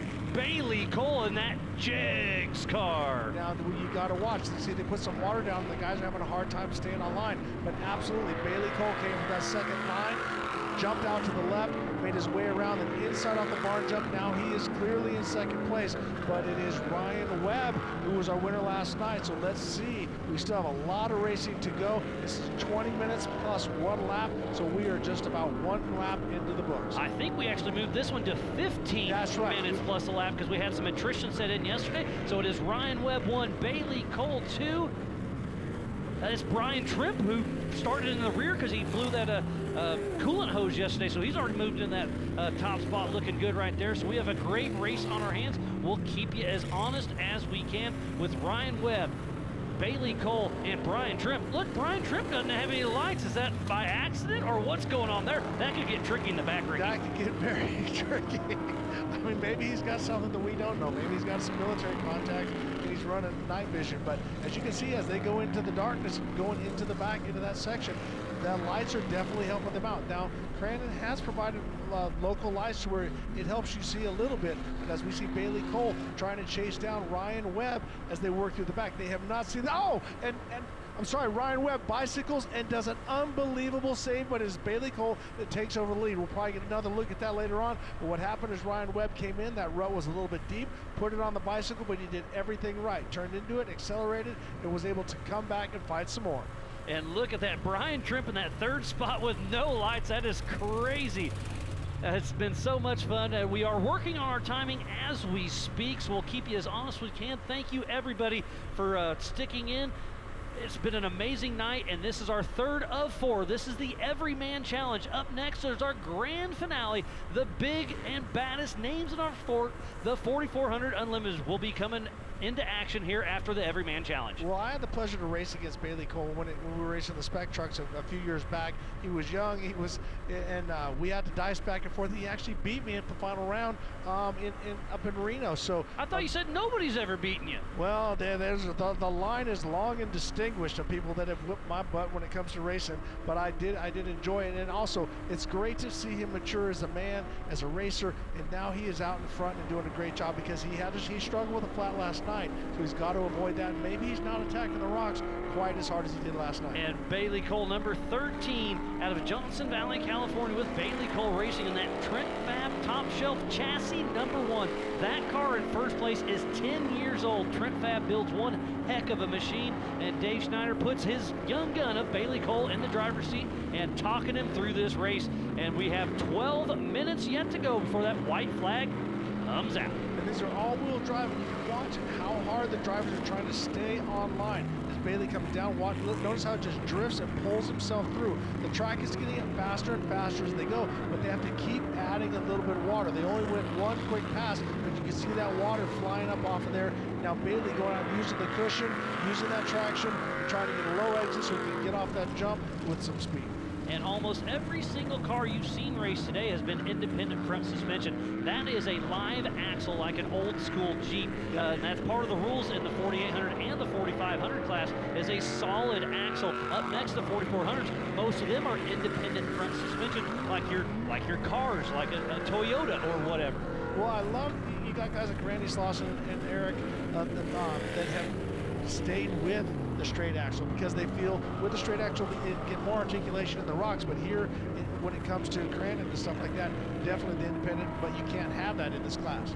With the fastest time here in tonight's race is a 2:59 by Bailey Cole, followed closely by Ryan Webb and Brian Tripp. 1, 2, 3, all in the 4800 Legends class. So Brian Tripp trying to get around Ryan Webb. Tripp just put a supercharger on this car a couple weeks ago. They got it fine-tuned, and he's got the biggest horsepower in this race tonight as Brian Tripp's trying to chase down Ryan Webb, who did a huge bicycle earlier, but Bailey Cole is still out front. Well, you know, you gotta love it when they handle down the straightaway. That was something that Buddy Baker used to say that when they would go, they handle down the straightaway. I mean, they got the big horsepower. That definitely helps. And here at the big house, you want as much power as you can. Some lights wouldn't hurt either. That would help a lot, I think. I'm not jealous of that. I wonder if he's still wondering if he's turned it on or if he blew a fuse or what's going on, but Brian Tripp's still pushing. And then we saw our leader, Bailey Cole, as he works his way into the rocks, and he's slowly edging his way forward. That last lap, he was 10 seconds faster than Ryan Webb, so he's got to keep that pace up, but you notice he's not going crazy, bouncing too much in the rocks, and you can see not getting a lot of traction. And this is a 2.5 mile track with the Ultra-Cross and the Big House track out front. Great to see, and we just saw the fans just a moment ago. It is absolutely packed back there for the Ultra4 Rage on the Rocks, all part of the 55th Polaris Crandon World Championship. Bailey Cole out front, then it's Ryan Webb, Brian Tripp, Justin Myron, Jesse Oliver, Brandon Reed, and Larry Baglow. And Antonio Grijalva had a little bit of issues. I'm not quite sure if he started, but he is going for that international championship. Well, here's the deal. If this is like the Indy 500, if you can say, well, on DNF every race and I want to win one, there's going to be two, King of the Hammers and Crandon. So right now, the most important race is the one that's we're on the track right now. And the man that's doing it is Bailey Cole. As we're watching Ryan Webb as he works his way through turn one. We still have 8.5 minutes, just over 8.5 minutes to go. But right now it is Bailey Cole with a pretty strong lead. And to follow exactly what you're saying, Ricky, is Crandon. What's that mean? Bucket list. King of the Hammers. Bucket list. Yep. Let's talk about the Nora. Mike Perlman is here on site. It is his birthday, so happy birthday to Mike Perlman, Mr. Nora himself here, part of the bucket list there once again. Well, and let's also congratulate him. He's been nominated to the Off-Road Motorsports Hall of Fame, so we see a little smoke coming out as we see Bailey Cole, but I like what he's doing. Notice he comes in a little understeer, a little oversteer, working the angles, but not trying to overdrive and get bit with that cushion, because if you come across, shoot across, and get into that with both wheels at the same time, can definitely put you on two wheels. Bailey Cole has the right combination going. As he's clearing the Brannick boulders as we speak, we see that yellow Jegs car, that Trent Fab OG chassis #1 out front and a smooth run. He usually races a 4600 stock Bronco, but they decided to bring the 4800 back out of retirement once again to the big house and putting on a show for each and every one of you back home, and we thoroughly appreciate all of you. Well, and What I love about Bailey is he's a gamer. He'll run side by side. He'll run 4,400, 48, 40. It doesn't matter. He's ran every single class we have. Exactly, and so what he does is he's pulling knowledge from all of that. And he loves the short course because he's made some challenges towards me. He said, hey, I think I want another shot at the title. So unfortunately, I've retired now, so he's just going to have to take the reins from here. Absolutely, and when we started this race, we started talking about the 4800's Legends class, but then they took off. So what is a Legends car? You can have front or rear mounted engine, unlimited horsepower. Vehicle must contain 2 seats side by side, single shock per corner, maximum of 37-inch DOT tire. Only solid axles are allowed. A lot of specific cars are built for this class, but it's a great class for a 4400 car to kind of retire and still be competitive. All you have to do is go to a single shock and a 37-inch DOT tire. And what does a DOT tire stand for, Ricky? DOT, Department of Transportation. You can run that. So these tires are exactly what you can go down to any off-road warehouse, 4-wheel parts. You can go to any tire place and you can buy these tires. So it's great because the technology that everyone's trying, from Maxxis, Yokohama, BF Goodrich, the list goes on and on, they're all out there using this as a testing ground so that they can make a better tire for your truck, for your Jeep, for your street car, for your trailer, whatever it is. We're learning from all these racers. 100%. And we, talking about all these bucket list races, that's where these manufacturers want to test and tune their equipment, just like you're saying. And what better place to do it with Ultra4, with Crandon, with King of the Hammers, and they are putting on a show for you guys all over the world here live on MAV TV, making history, all a part of the 55th Polaris Crandon World Championship. Toyota, let's go places. Just under 6 minutes, and we still see Bailey Cole out front with a pretty substantial lead. He's now up to just over 13.5 seconds, but it's not over. We still got a lot of time left. We still have 5.5 minutes, so we've been going this game back and forth. What are you going to say, 3 laps? Let's see, yeah, I think 3 laps to go. So he'll come through here in just a moment, then he'll do another lap, so maybe even 4 laps, really. Possibly. But and now will his spotter say, you know what, hey, give back a little bit? We were talking about that, about Paul Wolf in his first UTV race that he won, winning back-to-back, but I do think there's a little strategy going to that. So he comes through with 5 minutes to go, so he will do the next lap. Yeah, so it's 3 laps to go, Ricky. I love watching Bailey's hands. Notice he's got him in a strong position at 9-3 as he works it through. You don't want to get your arms crossed, because even with that full hydraulic steering, if you hit a rock the wrong way, it can pull the wheel out and definitely damage a thumb or your wrist. And we were talking about that earlier on, so let's finish that one up again. So hydraulic steering, yes. Exact. So lots of cars have rack and pinions, right? Hydraulic steering, exactly what that is. Well, when you got a rack and pinion, the steering wheel stays in the same place. So if you look at your average car on the street, you have that fork across there with your cruise control, your volume on your radio, you got all these different things, because your hands kind of stay in that 9-3 position. With full hydraulic, you get bleed, and so the wheel will slowly turn from one side to the other. So when I jumped into that Spec King of the Hammers truck, I was lost because I didn't know where to go. I was trying to hold the wheel straight all the time, but you have to have a much more active steering, kind of back and forth. It's like, I explain it when you're snowboarding and you're skiing, going to your edges back and forth give you confidence, and by pulling the wheel back and forth, you definitely know where your wheels are at. And Bailey Cole with a pretty good lead out there. He is capped it to 25 seconds. It was 14 last lap round. He's doubled his lead to 25 seconds over Ryan Webb and then Brian Trimp. Where is Brian Trimp? I was expecting to see him right behind Webb. So attrition is starting to set in as Bailey Cole clears the rocks once again. It's a great spectacle, and I love seeing all the fans out back watching the rage on the rocks during Ultra4. And it's being a great show. Up next, the 4400 Unlimited. So, man, what a great show. Well, here comes Trimp. As you can see, he's now he's fallen off the back because he's that silent assassin back there. He's running through the dark. He's got night vision. He's got something, but he is able to see Trimp up in Webb up in front of him. But now he has to go try to bridge that gap. So we're going to see probably 2 laps to go with 3 minutes left on the clock. Yeah, Trimp Racing Services out there having a little bit of issues with their lights. Left to get that tuned up for the next one, but man, he's still putting it down. And Brian Trimp looking good, and Justin Myron, who I was talking about earlier, in that 4th position. And then it is Brandon Reed and Jesse Oliver in the 4500 class, 2nd and 3rd. We do have 2 races going on all at the same time, but scored separately, and it's so much fun to watch the Everyman Challenge. And speaking about that, Most of these cars are garage built. The Everyman Challenge is exactly what it says. You can dream it, you can build it, and you come race Ultra 4 and King of the Hammers. Well, when you used to go to King of the Hammers, the Everyman Challenge was Toyota 4Runners, there were some Jeeps with stretching the frame. It was just kind of this craziness, and that's still out there. I love it because a lot of people go in there with the attitude, I want to finish. I want to do as many laps as I can. But you can see how much faster these guys are as Trent works his way into the pit. So maybe he's got a flat. We do not know. We know that's Trent because he has no front lights. We know that for sure. He's having a tough luck. But I like to call these cars the Swiss Army knife of off-road because they can race here at Crandon at the big house doing short course.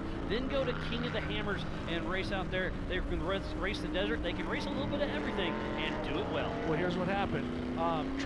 Trent, what happened was he's overheating. We saw him come out with a bag of ice and also with a fire extinguisher. They're squirting the water from the back of the radiator. See, they got that fire hydrant or fire extinguisher there. They're trying to squirt some of that mud out, then they'll throw some ice in front of it to try to get that cooling down. So Trent was definitely overheating with 2 laps to go. What a tough break for him. So Justin Myron may sneak in. I know he's got a supercharger that is water cooled as well, so there's just a lot of extra moving parts back there. Hopefully they can get him in and out of the hot pits and get him out there racing. There's Bailey Cole, our physical race leader.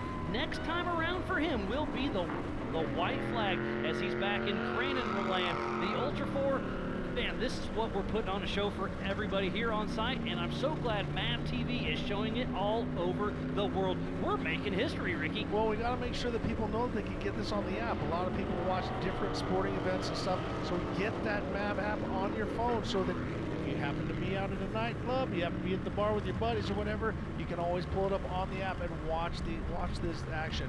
As we're watching Bailey Cole as he works his way through, a little bit slow through this back section rock, but he's got a huge lead. He's got 36 seconds over Ryan Webb, so he's just got to take his time, get that white flag, and then bring it to the finish. And speaking about MAV TV, I know there's a lot of bars and restaurants that have that on. I know there's some watch parties going on, so shout out to you guys back at home for watching the Ultra 4 Rage on the Rocks, all part of the 55th Polaris Crandon World Championships. And Bailey Cole is around Cowboy Corner, and he is heading towards that white flag. It was 15 minutes plus 1 lap, and we have made that 15 minutes, so it's going to be probably an 18-minute race when we're done with this thing. And as we say, as we see that banner down there, but Toyota, guess who's going places? Bailey Cole right now. And if he can keep this up, he's going to the top box in that World Championship ring. That is going to be something that he's going to hang on to for the rest of his life. I don't want to jinx him. We've got another lap to go, but he is definitely in prime form right now. Would love to have a Crandon Championship ring, and some of our Ultra 4 races are going to be getting those here soon. And it's looking like it's that Jegs Trent Fab car of Bailey Cole, number 13 out of Johnson Valley, California, with Bailey Cole Racing with that 750 horsepower Trent fabrication machine. Well, this is that lap where you listen for gremlins. You're like, oh, I can't make a mistake. It's almost better to be in a race like we saw Tyler Rimmery and Paul Wolf, where all you gotta do is keep fighting.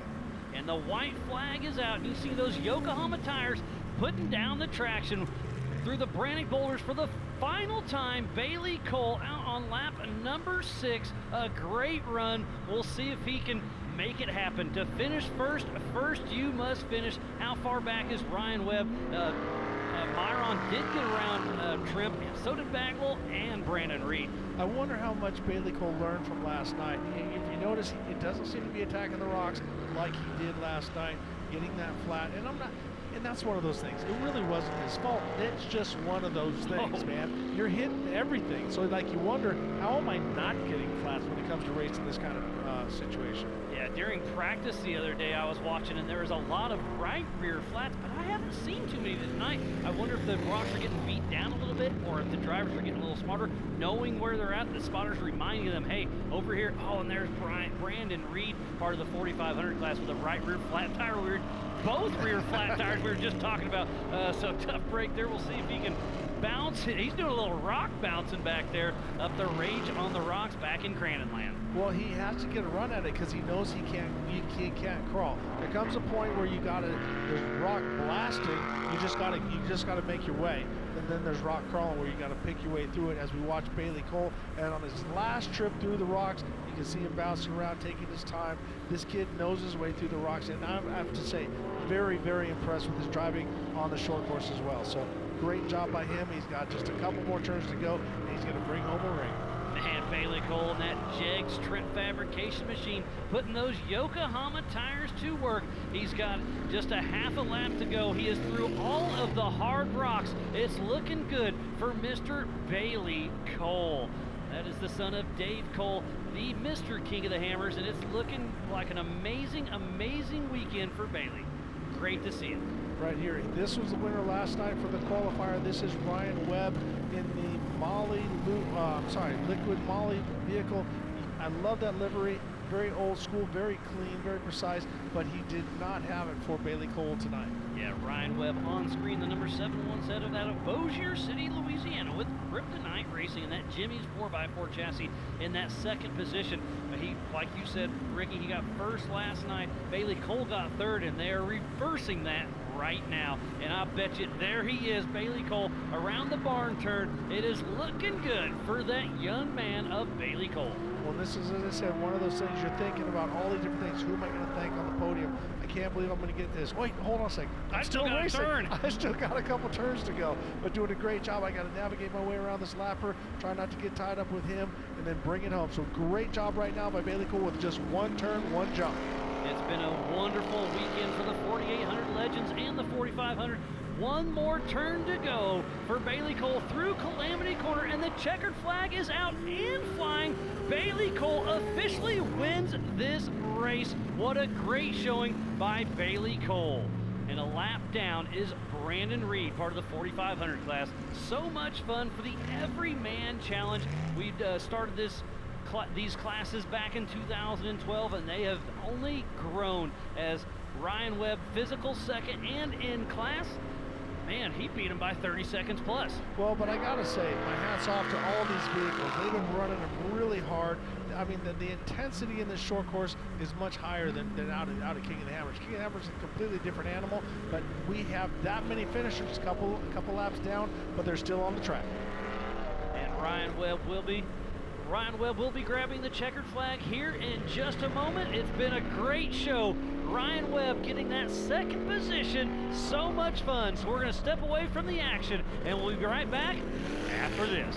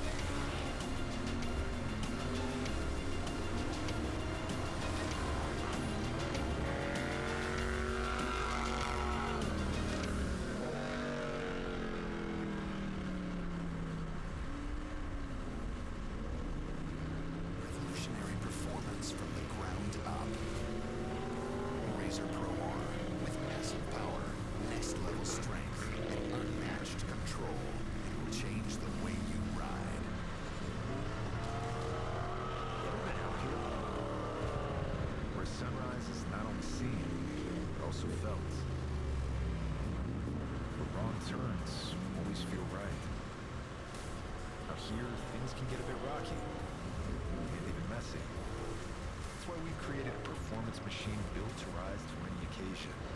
So meet us out here in the all-new Razor XP.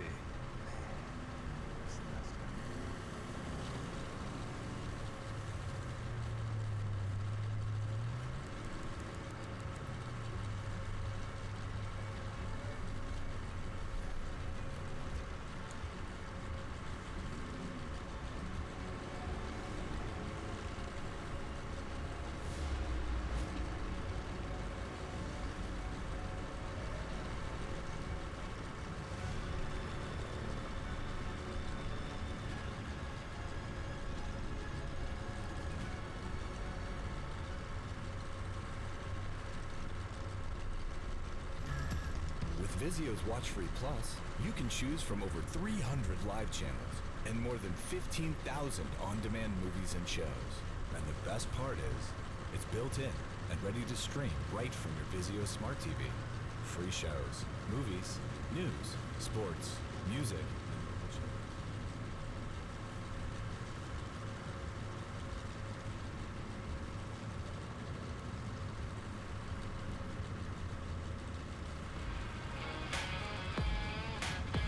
This Crandon Ultra4 Rage on the Rocks is brought to you by Toyota. Let's go places. Yokohama Tire. Make every drive a performance. And by Lucas Oil. Keep that engine alive. Welcome back, everybody, to the 55th Polaris Crandon World Championships with Ken Stout. I'm Chris Jacobs. Apologies for the earlier confusion, but we are back on track now. That was the Everyman's Challenge right there. We're easily Great confused, race. man. It doesn't take much. That's my default setting is confusion. That was a great race. I love watching the suspension work as it makes its way through the rock garden. It's just absolutely incredible on what those things can take. I mean, I don't understand how it can go through there one time, much less as fast as they go through, and then do it lap after lap after lap. It's incredible. Yeah, well, our colleagues Miles and Ricky have been doing such a great job with the call of the races all night long. We're going to throw it to them right now for highlights of the Everyman Challenge. Guys. Thank you, Chris and Ken. It was so fun watching this race, and here they are. It was an early lead with Bailey Cole and Ryan Webb out front pushing hard, and so Bailey Cole had to kind of battle his way early. Ryan Webb out front, but then he gets it. The huge bicycle, Ricky. Big bicycle right here. You see him do a great job, turn into it and get it going, but that was the break that Bailey Cole needed. We can also see, the other drivers coming up right behind. Sorry, I'm so many going on. I've got the wrong sheets looking at Webb. Webb was doing a great job, and he had some pressure from behind. All good. And there is Brian Tripp with no headlights racing in the dark trying to chase down Ryan Webb. But there's our race winner, Bailey Cole, put on one heck of a show. It was so fun, and it was a heartbreaker for Brian Tripp. He had to pull in overheating issues. Tough luck. Yeah, you can see, watch, they run out with the fire extinguisher, but it was this man that came to the back, Bailey Cole. Bailey Cole grabbing that checkered flag. So much fun. So we're going to throw it back to the studio. Chris Jacobs, Ken Stout, take it away. Miles, thank you very much. And Ken, tell me a little bit about night racing versus day racing. A lot going on in the Everyman Challenge right there. We saw some headlights going out. One of the cars caught fire. Do you prepare any differently for a night race than a day race? I think for sure you prepare differently, but I think the hidden obstacles is probably the biggest thing. Whenever you're out here during the day, you're looking for shadows and stuff can change the way the track looks, the ruts that appear or disappear, but at nighttime, there's holes there that you can't see. And I love the production of what they've done here at Crandon, because a lot of the track is lit up, but there's part of the track that is absolutely as dark as it can get. So it forces another element into the racing program that they have to deal with. I love it. Always a challenge. All right, standing by with our podium finishers is Pam Hall. Pam. Thanks, guys. I am here with Justin Myron. Here you are up here in this number 3 spot. But right now, I want to talk about this. Last night, you drove 6 hours home, changed the engine in your vehicle, 6 hours back today. I passed you on the road as I was going up here to the office. But here you are up on the podium. How do you feel about that? Because you just said to me it was worth going home and changing that motor. I feel amazing, man. We thought our weekend was done Thursday in practice. We lost the motor, and we packed up to head home. And the whole drive home, I was kicking myself. But I pulled into the house, I called a couple good buddies, and they came over and we swapped that motor out. I got about 3 hours of sleep and came back today and got here just in time to do a little test and tune on it and get it out on the race course. So, I mean, it's just, I can't believe it.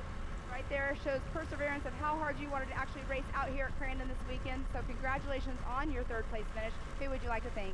Oh man, I got so many people to thank. I got to thank Mickey Thompson Tires, Fittipaldi Off-Road Wheels, ADS Racing Shocks, Poly EFI, Dynamic, Auto Transmission Design, drawing a blank, AK Motorsports, and everybody else out there, my wife, and got to thank the Lord for keeping me safe, and all my friends that come to make this happen. We're a small crew, but I have some great friends and family that help make this happen. Well, congratulations again on this number 3 spot. Perseverance right here in the making, and we will see you at the next one. Awesome, thank you. Okay, come on over here, Mr. Ryan Webb in this number 2 spot. Ryan Webb last night finished the heat race in the number 1 spot, but here you are up in 2nd place. You had quite the bicycle to let Bailey Cole get past you. It's on film. Oh, thank you. My internet was on the ground in the sand. I come into that sand trap, leading the race, and just come in too hot.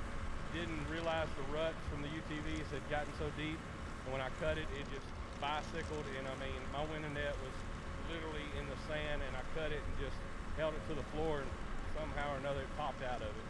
I was just like, whoa. But you know what? You're up here in this number 2 spot. That has to feel good. It feels great. Well, who all would you like to thank for getting you out here this weekend? The good Lord above, my wife, kids, Liquid Molly, Maximum Transmission, Kenda tires. We beat the living crap out of those, and the Raceline wheels, I mean, you couldn't ask for a better tire. I was just like, they're blowed, you know, and then they just kept going. Man, so many people to get me here, and thank you to all. I know I'm forgetting a lot of people, but I just want to say thank you. Well, congratulations again up here in this number 2 spot. An awesome race. Crandon, I would be up here twice. Well, here you are, up here twice. Congratulations again, and great job on the weekend. Thank you. All right, now we are going to bring over Mr. Bailey Cole. Bailey Cole in the 4800 class this weekend. Jag-sponsored Yokohama tire. Here we are up here in the number 1 spot. You finished 3rd last night. Good feeling to be in this number 1 spot for the main event. Oh, so great. This is where we were hoping to be in the weekend. We didn't know there's a really fast competitors out here, but we were able to pull it off. So really awesome. You did an amazing job out there. I mean, you got by Ryan Webb. You guys were probably going to be battling out at one point anyway, but who all would you like to thank for getting you out here this weekend? First off, thank you, Dave Schneider, for letting me borrow his car. That car rips, so thank you very much. Elvis for getting the car ready to begin with. All my friends and family that came out, thank you guys very much. And then, of course, the amazing partners, Yokohama, Vision Wheel, no flat tires. I mean, I tried a couple times in those rock sections and it held firm. Yukon Gear and Axle, and of course, Jags. Well, Bailey Cole, congratulations on that number 1 spot. You're always one to reckon with out here, and here you are showing it right here at the top. Thank you guys all very much for coming out. All right, we are going to move on to our 4500 class in the number 1 spot. Here we are, Brandon Reed up here in number 1. Again tonight, you finished 1st last night. You finished 1st again tonight. It looked like you were having a little bit of issues at the end of the race. What happened? Yeah, we got a flat about halfway through, and then coming through the rocks, diffed out so hard and shut the whole car down. That was wild. Well, you're up here in the number 1 spot again. You got to feel pretty good. Who all would you like to thank for getting you out here? Method Race Wheels again, and held onto that tire the whole time. Ben, my spotter, my wife, my mom, my brother helped me out so much getting the car done. And the Mastercraft and Impact guys here, I kind of blew the backside out of my tire seat yesterday, and they got me hooked up, so. Well, that's awesome to have people backing you up here, but here you are up here in the IBOC winner circle again for night number 2. Congratulations. Thank you. All right, let's give it up right now for our drivers. Now we are going to go back to our desk to Chris and Ken. Thanks a lot, as always, Pam, and congratulations to Bailey Cole and Brandon Reed. And that was the Everyman's Challenge, and we do now have one last race left to go, and that's the Ultra 4400s to finish off tonight's Rage on the Rocks. Stick around, more action on the other side of this break.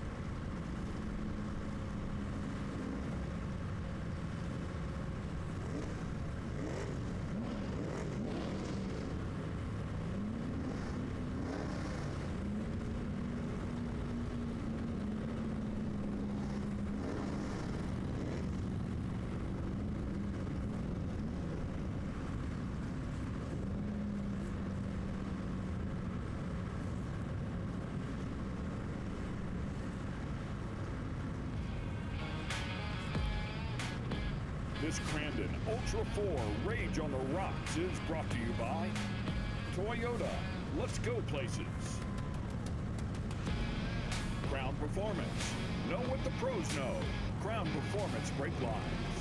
And by Polaris. Do more outside. Welcome back, everybody, to the 55th Polaris Crandon World Championships here in Crandon, Wisconsin. And we have reached the time for the final race of the night. Ken Stout, this is going to be an exciting one. The Ultra 4400 class ready to rip. Yeah, it's going to be a lot of fun. These things are absolutely incredible. By the way, they're already having fun beside us. I don't know if you can hear that or not, but they're throwing down at the barn here. I can hear it, and I'm going to get over there as soon as I can. But once again, one race left to go, and with the call is Miles Hasselquist and Ricky Johnson. Guys. Thank you, Chris and Ken. Yes, the biggest and baddest names of our sport are about to take off, and that row number 1 is Lauren Healy, next to Team Fun Haver, Vaughn Gittin Jr. In that row number 2, Lauren 2 is Paul Herschel and Shannon Campbell. And row number 3 is Waylon Campbell and Chris Branton. And then in row 7, Levi Shirley and Bill McGavick. And then we have Travis Zollinger and Tommy Dykstra. And Patrick Peter and Eric Blaze. And from the back of the pack, Mr. Paul Wolf. Remember, this is their heat race for tomorrow's 9th annual Red Bull Crandon World Cup. And with that, you want to start as far forward as you can, but you have to save something for tomorrow. If you go throw it all out there and you tear up your vehicle, it's going to make tomorrow very, very short. So let's keep an eye on Paul Wolf. He's had more seat time on this track than any other driver. So even though he's in the back, he's going to be making some moves. This will be another 20-minute race plus 1 lap. It is a 2x2 start. Tomorrow, they will do a land rush start proper, but at night, we wanted to keep safety in mind. And Lauren and Vaughn, I believe, have won the last 7 out of 8 years, but right behind them, they have 2 big blocks of Horschel and Off-Road Motorsports Hall of Famer Shannon Campbell. And it's an early lead with the whole shot of last year's winner, Vaughn Gittin Jr., and then Lauren Healy, and it looks like it's Shannon Campbell moving into second place quickly. Lauren Healy was asleep at the wheel. He got completely smoked by Vaughn Gittin Jr. Now Shannon Campbell working his way around the outside. So Shannon Campbell always excited. All these guys are always excited. Vaughn Gittin Jr., drifter, off-road racer, a little bit of everything. But right now he is the man out front with Shannon Campbell in second. And you saw Lauren Healy getting all sorts of slideways, and we do have a rollover in the Polaris gravel pit. That is Christopher Branton. Tough break for Kryptonite Custom. And Patrick Peterson is already sees that he is slowing down. We'll have to get him right. A tough break for Chris Branton. And Lauren Healy trying to chase down Shannon Campbell. And our race leader of Vaughn Gittin Jr. with a 2-second lead as they clear the Brannick Boulders. Well, we can see Shannon very aggressive trying to get up on Vaughn Gittin Jr., but then Vaughn getting away a little bit as they go back in the rocks. Now, remember what happened in the Everyman Challenge?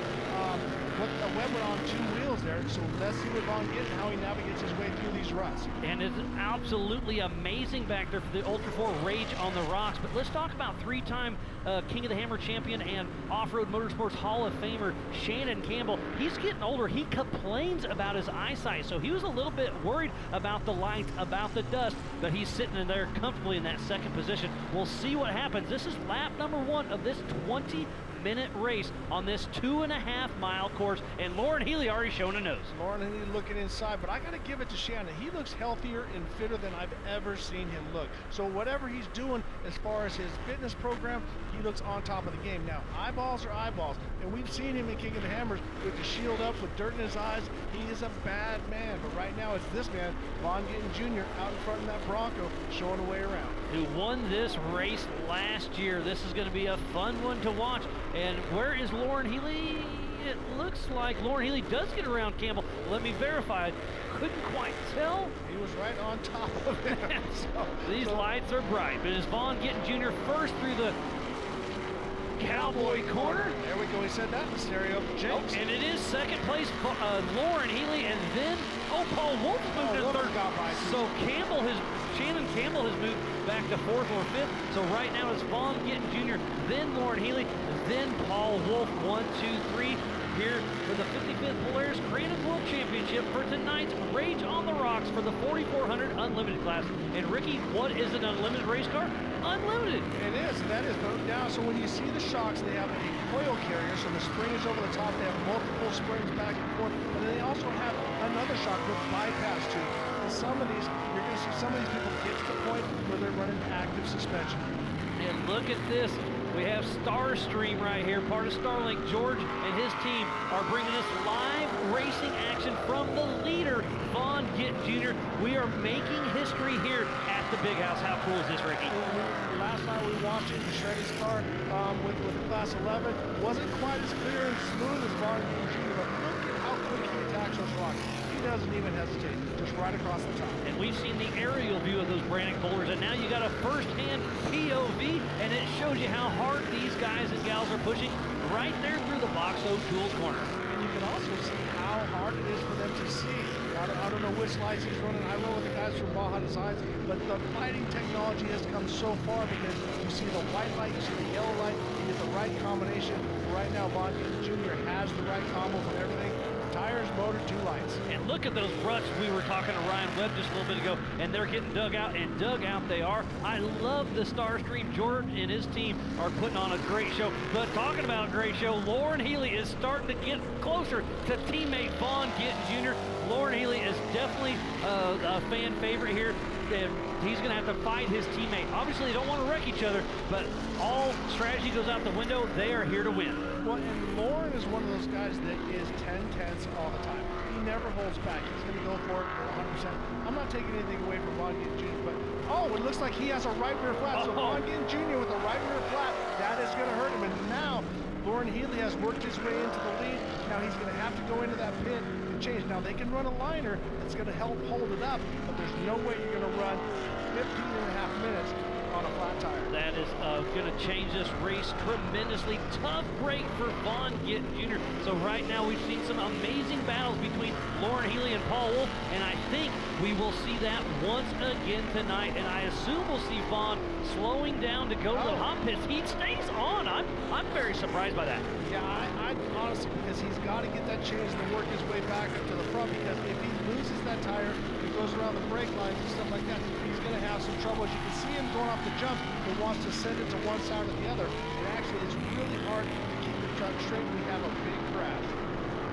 And that's a fire. I can't quite tell who that one is. I think that could be Waylon Campbell. It is Shannon Campbell, the number 5. Shannon Campbell, Off-Road Motorsports Hall of Famer, has a fire. I hate to see that. Great to see the safety crew out there get him. And look, completely on fire. We missed that up here in the booth. I'm so glad he was able to be able to get out there safe and sound. Tough break for Shannon Campbell. Well, I think we found the problem.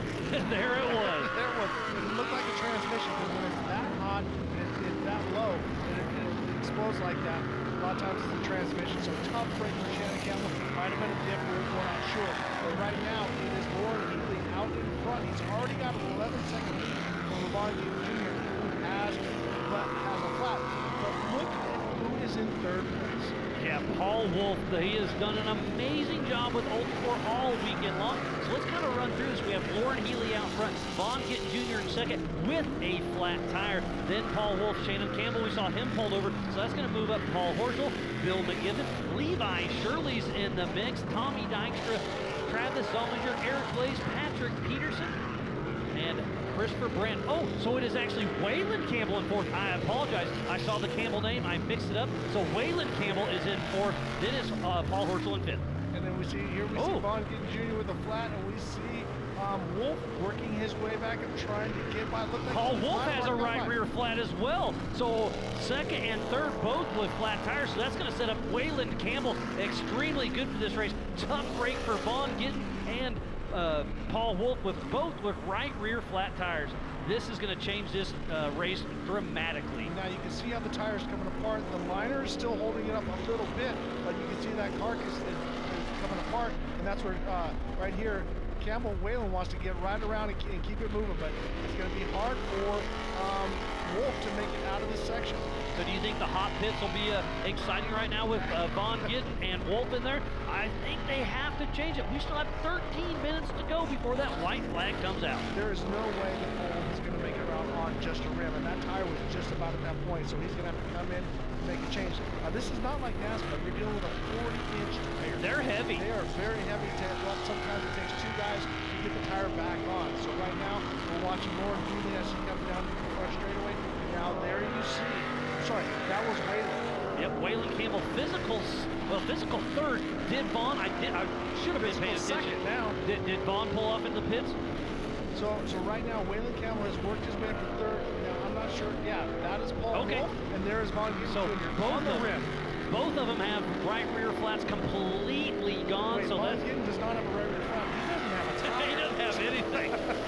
So yeah, now it's Lauren Healy out front and Waylon Campbell in that second position. How far back is Paul Horschel? And a great shot of Paul Wolf just moments ago pulling into the hot pits with Von Gittin Jr. right behind him. So right rears are biting Von Gittin and Wolf. So there's physical second. Waylon Campbell, we saw his dad pulled over with a fire just moments ago. He is safe and sound, but his race is over. Right now, Waylon moves into second position, but Lauren Healy has a 24-second lead. Anything can happen at this point. You got to remember, these guys are qualifying for tomorrow. This is an important race because you want to start up front, but you got to save your equipment. It doesn't matter how hard that you push. It's always that one. You should have slowed down. Woulda, shoulda, coulda. Yeah, coulda, yep. And 1 year ago tonight, after this race, I was lucky enough to bump into Sal Fish, the legend himself, who started Baja Racing, and I was just chit-chatting with him. This was his first time seeing Ultra4 and here at the Rage of the Rocks, and I'm going to quote him exactly what he did. I'm going to remember this for the rest of my life. He said, typical short course cars are like ballerinas. Ultra4 cars are like gladiators ready for battle, and they are showing that right now, Ricky. Absolutely, and as we see Lauren Healy as he works his way through the rocks, back another lap down. We are about halfway through. It is right at 11 minutes to go, plus one lap. But Lauren Healy has the right combination with a huge lead over other Campbell. Yeah, we got a couple Campbells out there. Waylon Campbell is 23 seconds back. So right now, I'm thinking I'm on the spotter for Lauren, which is hard to calm that driver down. I would say, take it easy, keep that vehicle for tomorrow. So Lauren Healy, number 67, out of Farmington, New Mexico, with Fun Haver Off-Road Team up in first place in that single-seat Triton car. We have lots of racing action yet to go here at the Big House. We'll be right back.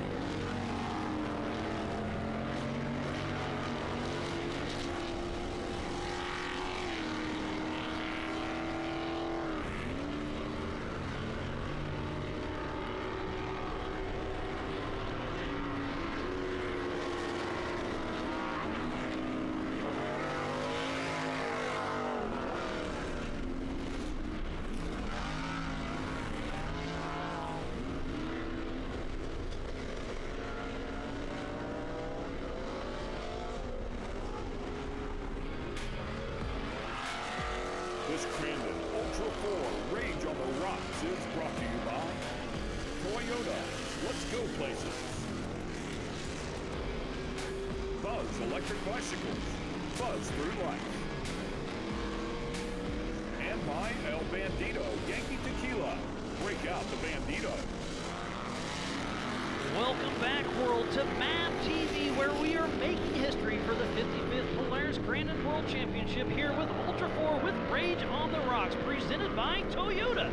Let's go places as Lauren Healy on screen is our physical race leader with 6 minutes, 40 seconds left to go for that white flag to go. And Ricky, did you see that nosedive?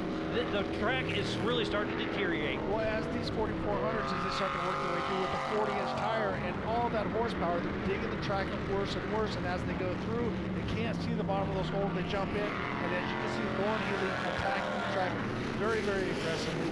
And they are running not just like a short course tire, but they're running their rock crawling tire with a much bigger gap. It's much harder on equipment. So right now he's got a great pace going. Lauren has the fastest lap of the race with a 2:28. That's 2 seconds faster than Waylon Campbell. So right now he's got the right combination. And I'm imagining when you get out this far in front, you have to think, are there any changes that I'm going to do? Do I want to raise the truck a little bit for the rock, or can I lower it a little bit more for the quarter? But right now, he has an awesome combination. He's got the perfect setup, and there's our physical second place, Waylon Campbell, number 3 out of Gilbert, Arizona with Campbell Racing, and that Campbell Enterprise single-seat IFS chassis. And this is unlimited racing. You can have solid axle, you can have independent front suspension, just like a Toyota Tacoma, which most of our leaders have. And out front is Lauren Healy, Waylon Campbell, and then Paul Horchel. So a ditto sweep right now so far. We'll see if it sticks. And we are on board with George Hamill's Starstream with Lauren Healy. How cool is this? Making history on MAV TV live. Starstream, amazing. Yeah, because it has multiple camera angles. We were watching earlier Volume Jr. out the front. Now we're watching Lauren Healy as a shot out the back. You can see how much that right rear tire travels up and down, and also how much slip angle when he goes to this corner completely sideways, and this thing keeps completely balanced.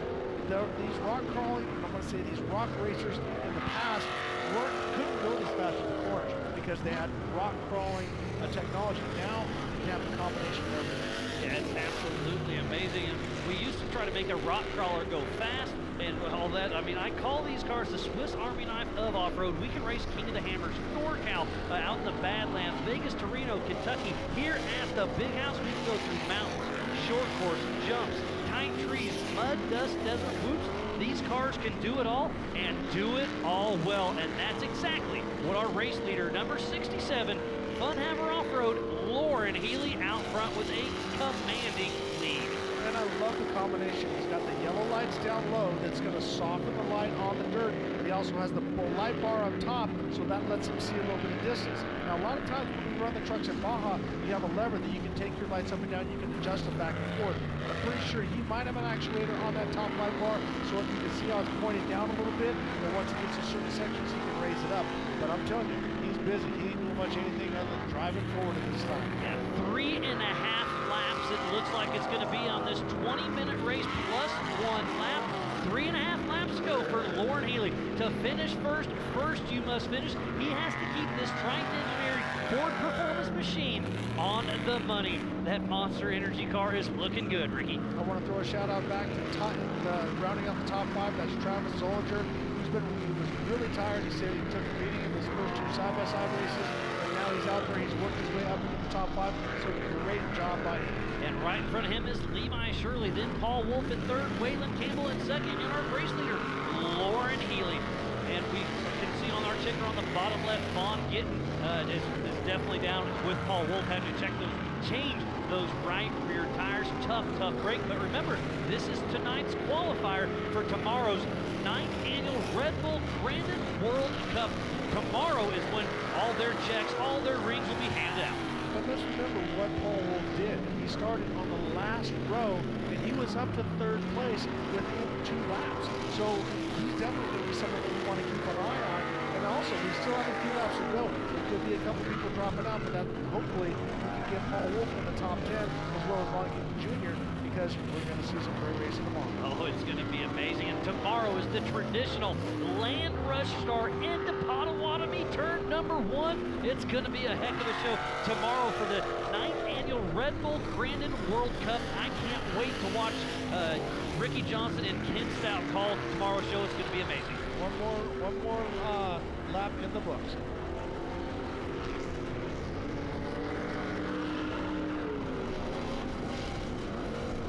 All right, if we're watching Lauren Healy works his way around, I want to throw out Danny Williams, a great competitor that I got to work with, an unbelievable friend, great to the community. He did lose his life in a race, but you know what? He was one of those guys that was 100% all the time, and he loved Crandon, he loved the big house, and so we miss having him out there racing.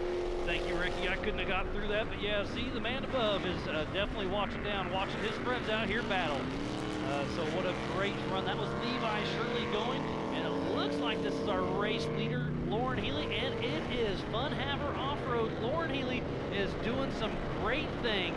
Number 67, two-time King of the Hammers champion, Lauren Healy. It's his race to lose. But now, did you see on Levi Shirley how he was blowing flames on the energy? Now that, I mean, I know they run hot, but that's running a little bit too spicy. So let's talk about what these guys are doing as we see. Paul Herschel. Look at the right rear. He's got an axle hanging out. So that is a solid rear. So his right rear axle broke and is hanging out the side of that car. I hate to see that for him.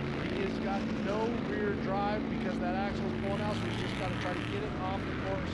Paul Herschel, always one of those guys. I love, and I want to say his arrogance / confidence. I love how much he was a racer, anybody, anytime. So that means Levi Shirley's in that third position, I do believe. So we'll see how it all shakes out, but I believe it's Lauren Healy on screen in that first position. Then Waylon Campbell, and then it should be Levi Shirley in that Euro fighter. And man, it's going to be exciting to see how this thing all shakes out. There's been a lot of back and forth, except for Lauren Healy. Lauren Healy's got the right combo, and he's running strong. But as we talked about, it's not over till it's over. So those guys, you got to go in and change that flat. You got to get back out there. So now they're gonna be ahead of Herschel for that start. So every little bit counts when it comes for tomorrow's championship. Yeah, the rage on the rocks for Ultra4 in Crandon Land is definitely not a disappointment. We've seen a huge crowd out there. So thanks for you guys and gals for coming out and enjoy Ultra4. It's been an amazing show. And speaking of that, we're on live on MAV TV. So thanks to each and every one of you sitting at home watching some of my favorite racing in the world. Absolutely, and as we watch him go into the calamity corner, 2 laps to go. No, white flag is out. Through the Brannick boulders for the final time for Lauren Healy, number 67, Fun Haver Off-Road is going to add another win here at Crandon. Like I said, I think between Lauren and Vaughn, they've won the last 7 out of 8, so I think they're going to get 8 wins here at the big house. Looks like he's having some fun. He's always having fun. And we're on board with Lauren Healy, George Hamill, and Starstream bringing the off-road next level, making history here with MAV TV, all part of the 55th Polaris Crandon World Championship presented by Toyota. Let's go places as a huge donkey kick by our race leader, Lauren Healy. He's going places, he's finding his way to, once again, I've said it before, to the top of the box. Man, he is putting on a show, and that just goes to show what these cars can do. They can win at King of the Hammers. They can win at the big house here in beautiful Northwoods, Crandon, Wisconsin. All part of tonight's Rage on the Rocks, and we will have fireworks going off here in just a little bit, Ricky.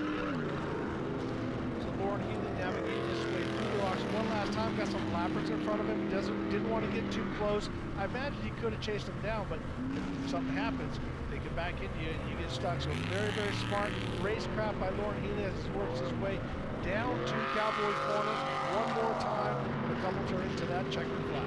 This 20-minute race plus 1 lap has been an amazing show here live on MAV TV. It is Lauren Healy, a half a lap to go as he comes through Cowboy Corner for the last time. You see some flames shooting out of Lauren Healy as he's chasing down Travis Zollinger. That just tells you how fast he is going to where Travis Zollinger is. He is actually... Thank you. Oh, that is Levi Shirley. That's third position. Yeah. So Lauren Healy's lapped the entire field except for Waylon Campbell, if he can get around Levi Shirley. What a great showing by Lauren Healy as he's trying to pick his way around Levi Shirley, number 81 out of Dodge City, Kansas, with Levi Shirley Racing. I love the different styles of cars. Shannon Campbell has got a lot of his vehicles out there. I love this Ford Bronco, which is about as much of a Ford Bronco as I am, but it is an unbelievable vehicle, and they do a great job supporting us here. And coming through Calamity Corner for the last time, the checkered flag is going here at the McCoy finish line. Lauren Healy wins once again here at the Big House for the Rage on the Rocks for the 4400 Unlimited class. Lauren Healy just put on one heck of a show. That was absolutely amazing, Ricky. Doing everything they needed to do. Now he can just enjoy it and think about what's he going to tell his crew chief, what's he going to tell his tire engineers, what's he going to tell his shop guys. Is there any change, or let's clean it, polish it, put fuel in it, let's roll. Man, what a great showing. How far back is Waylon Campbell in that second position? We just saw Levi Shirley. He's battling out with Travis Zollinger. It's going to be interesting to see who's third and fourth.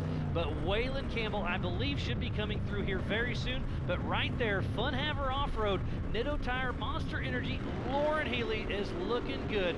It's been so much fun here for the 4400 Unlimited here on Rage on the Rocks. We'll see how it all shakes out, and we'll come back here in just a little bit here back to the Big House for Rage on the Rocks. We'll be back right back after this.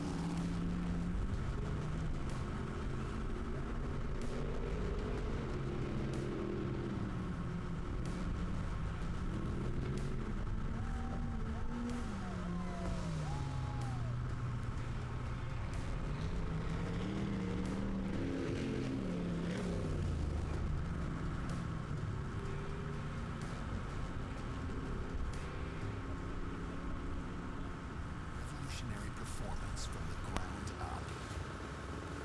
Razor Pro R with massive power, next level strength, and unmatched control. It will change the way you ride. You ever been out here?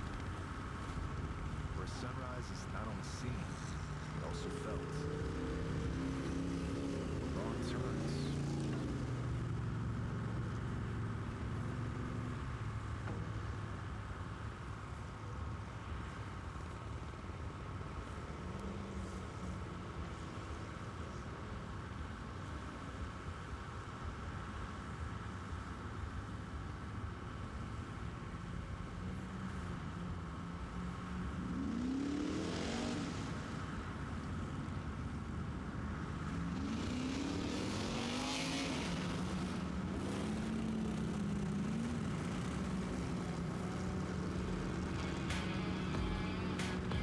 This Crandon Ultra4 Rage on the Rocks is brought to you by Toyota.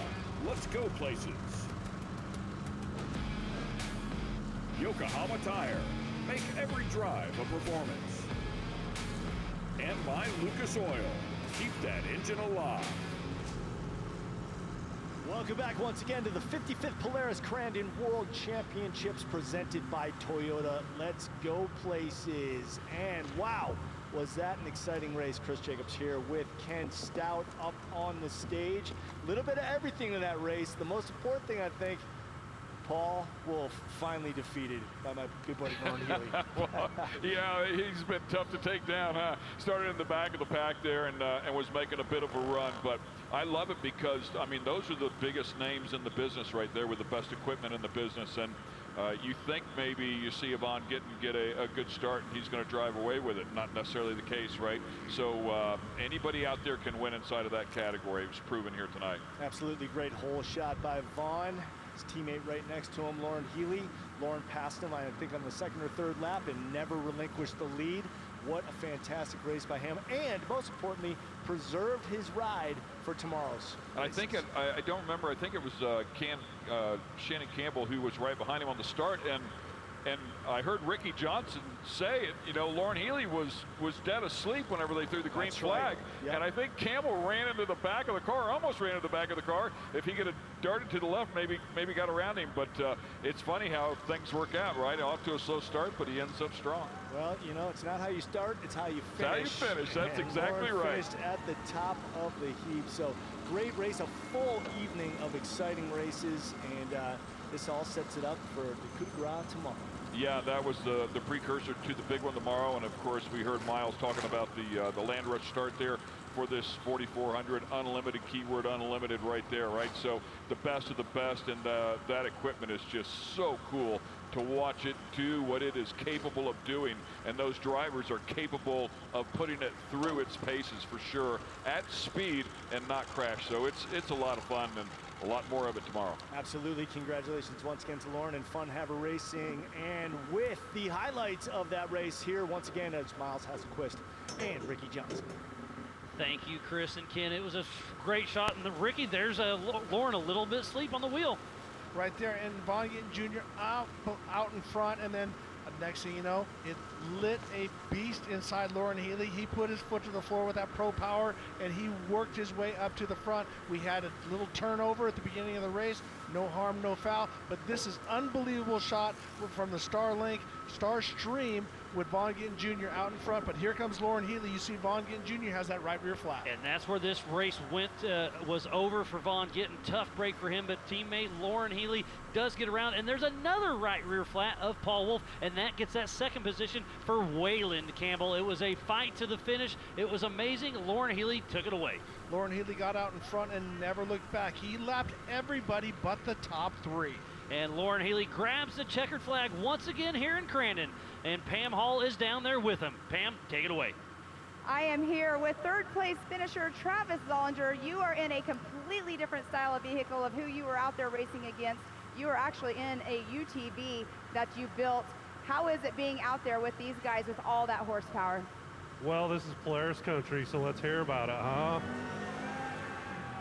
I get these guys, man, this has been a dream to get up here and race with these guys, and man, I just gotta say hats off to them because they banged through some crazy shit. Well, it was amazing to see you out there racing up against all these big names. You were already up on the podium earlier on today with your other UTV that you raced, but here you are up here in third position. How was it different in that car compared to the other one? You know, more than anything, you just pack so much speed through the rocks. The bigger tires, more suspension, the chassis has been lengthened, and then it's heavier. It weighs about 3,000 pounds, so it's pretty nerve-wracking out there with all these big boys, that's for sure. Well, you didn't look like it out there, but here you are in this number 3 spot. Who all do you want to thank? Oh man, my whole team, that's for sure. Just team, and all the Crandon and Ultra4 USA getting us here. Awesome. Well, congratulations in this number 3 spot. We'll see you out there again tomorrow. Thank you very much.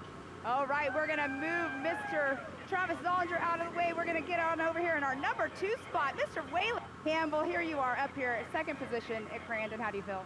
I feel awesome. This is my first time up here, so I'm pretty stoked. You know, I've had a pretty rough year and everything else, so it feels really good. Well, it's good to see you up here. Your dad had some issues out there, which was unfortunate for him. but you were out there battling it out, and it was a great race to watch from my perspective. Yours obviously way better. Who all helped you get out here? We got to give a huge shout out to my brother-in-law Brian and my buddy Ben. Just the three of us came out here and are handling all the pit stuff. Uncle Nick at home for helping me get this damn thing ready, and all my sponsors, Monster Energy, Nitto Tire, Fox Shocks, and a whole bunch more. Awesome. Well, congratulations in this number 2 spot. We'll see you out there again tomorrow. Thank you. All right, and the man of the hour coming on over here. He is no stranger whatsoever to the podium out here in Crandon, Mr. Lauren Healy. Big smile as always. It was quite an interesting race at the beginning between you and Vaughn, but all that matters is you're right here in this number 1 spot. Yeah, the first couple laps got pretty wild. My car stumbled off the line, Vaughn jumped down front, and Shannon, and I was like, all right, take a breath, be patient. You got 20 minutes to try to get all around them, and you know, it worked out good. Had no problems at all. Those Nitto tires were just taking a beating out there on those rocks. It was absolutely insane. And then once a few people, they just kept calling Wolf's out. Vaughn's got a flat, Waylon's got a flat, and I could kind of chill out and check the pace.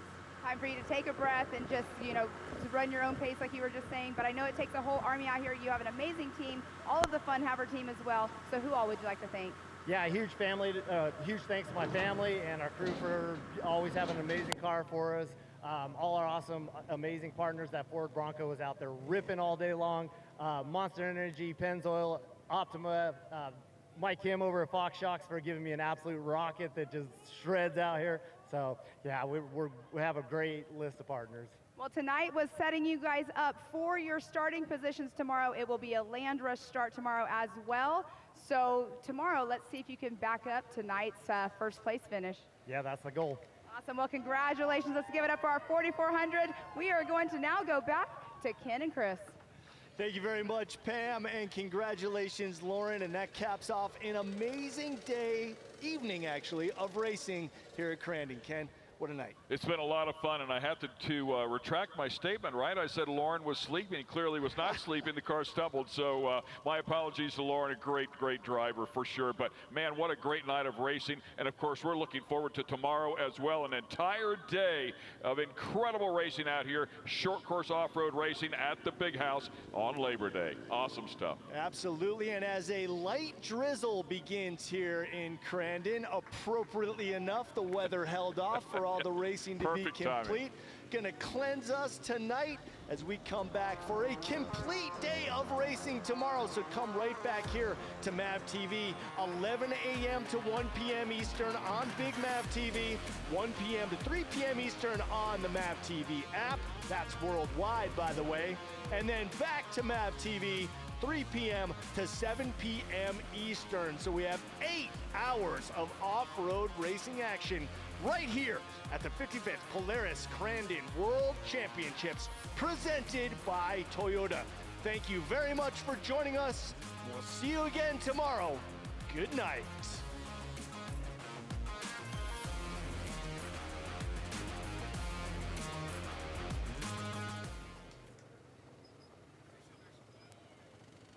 Good job, buddy.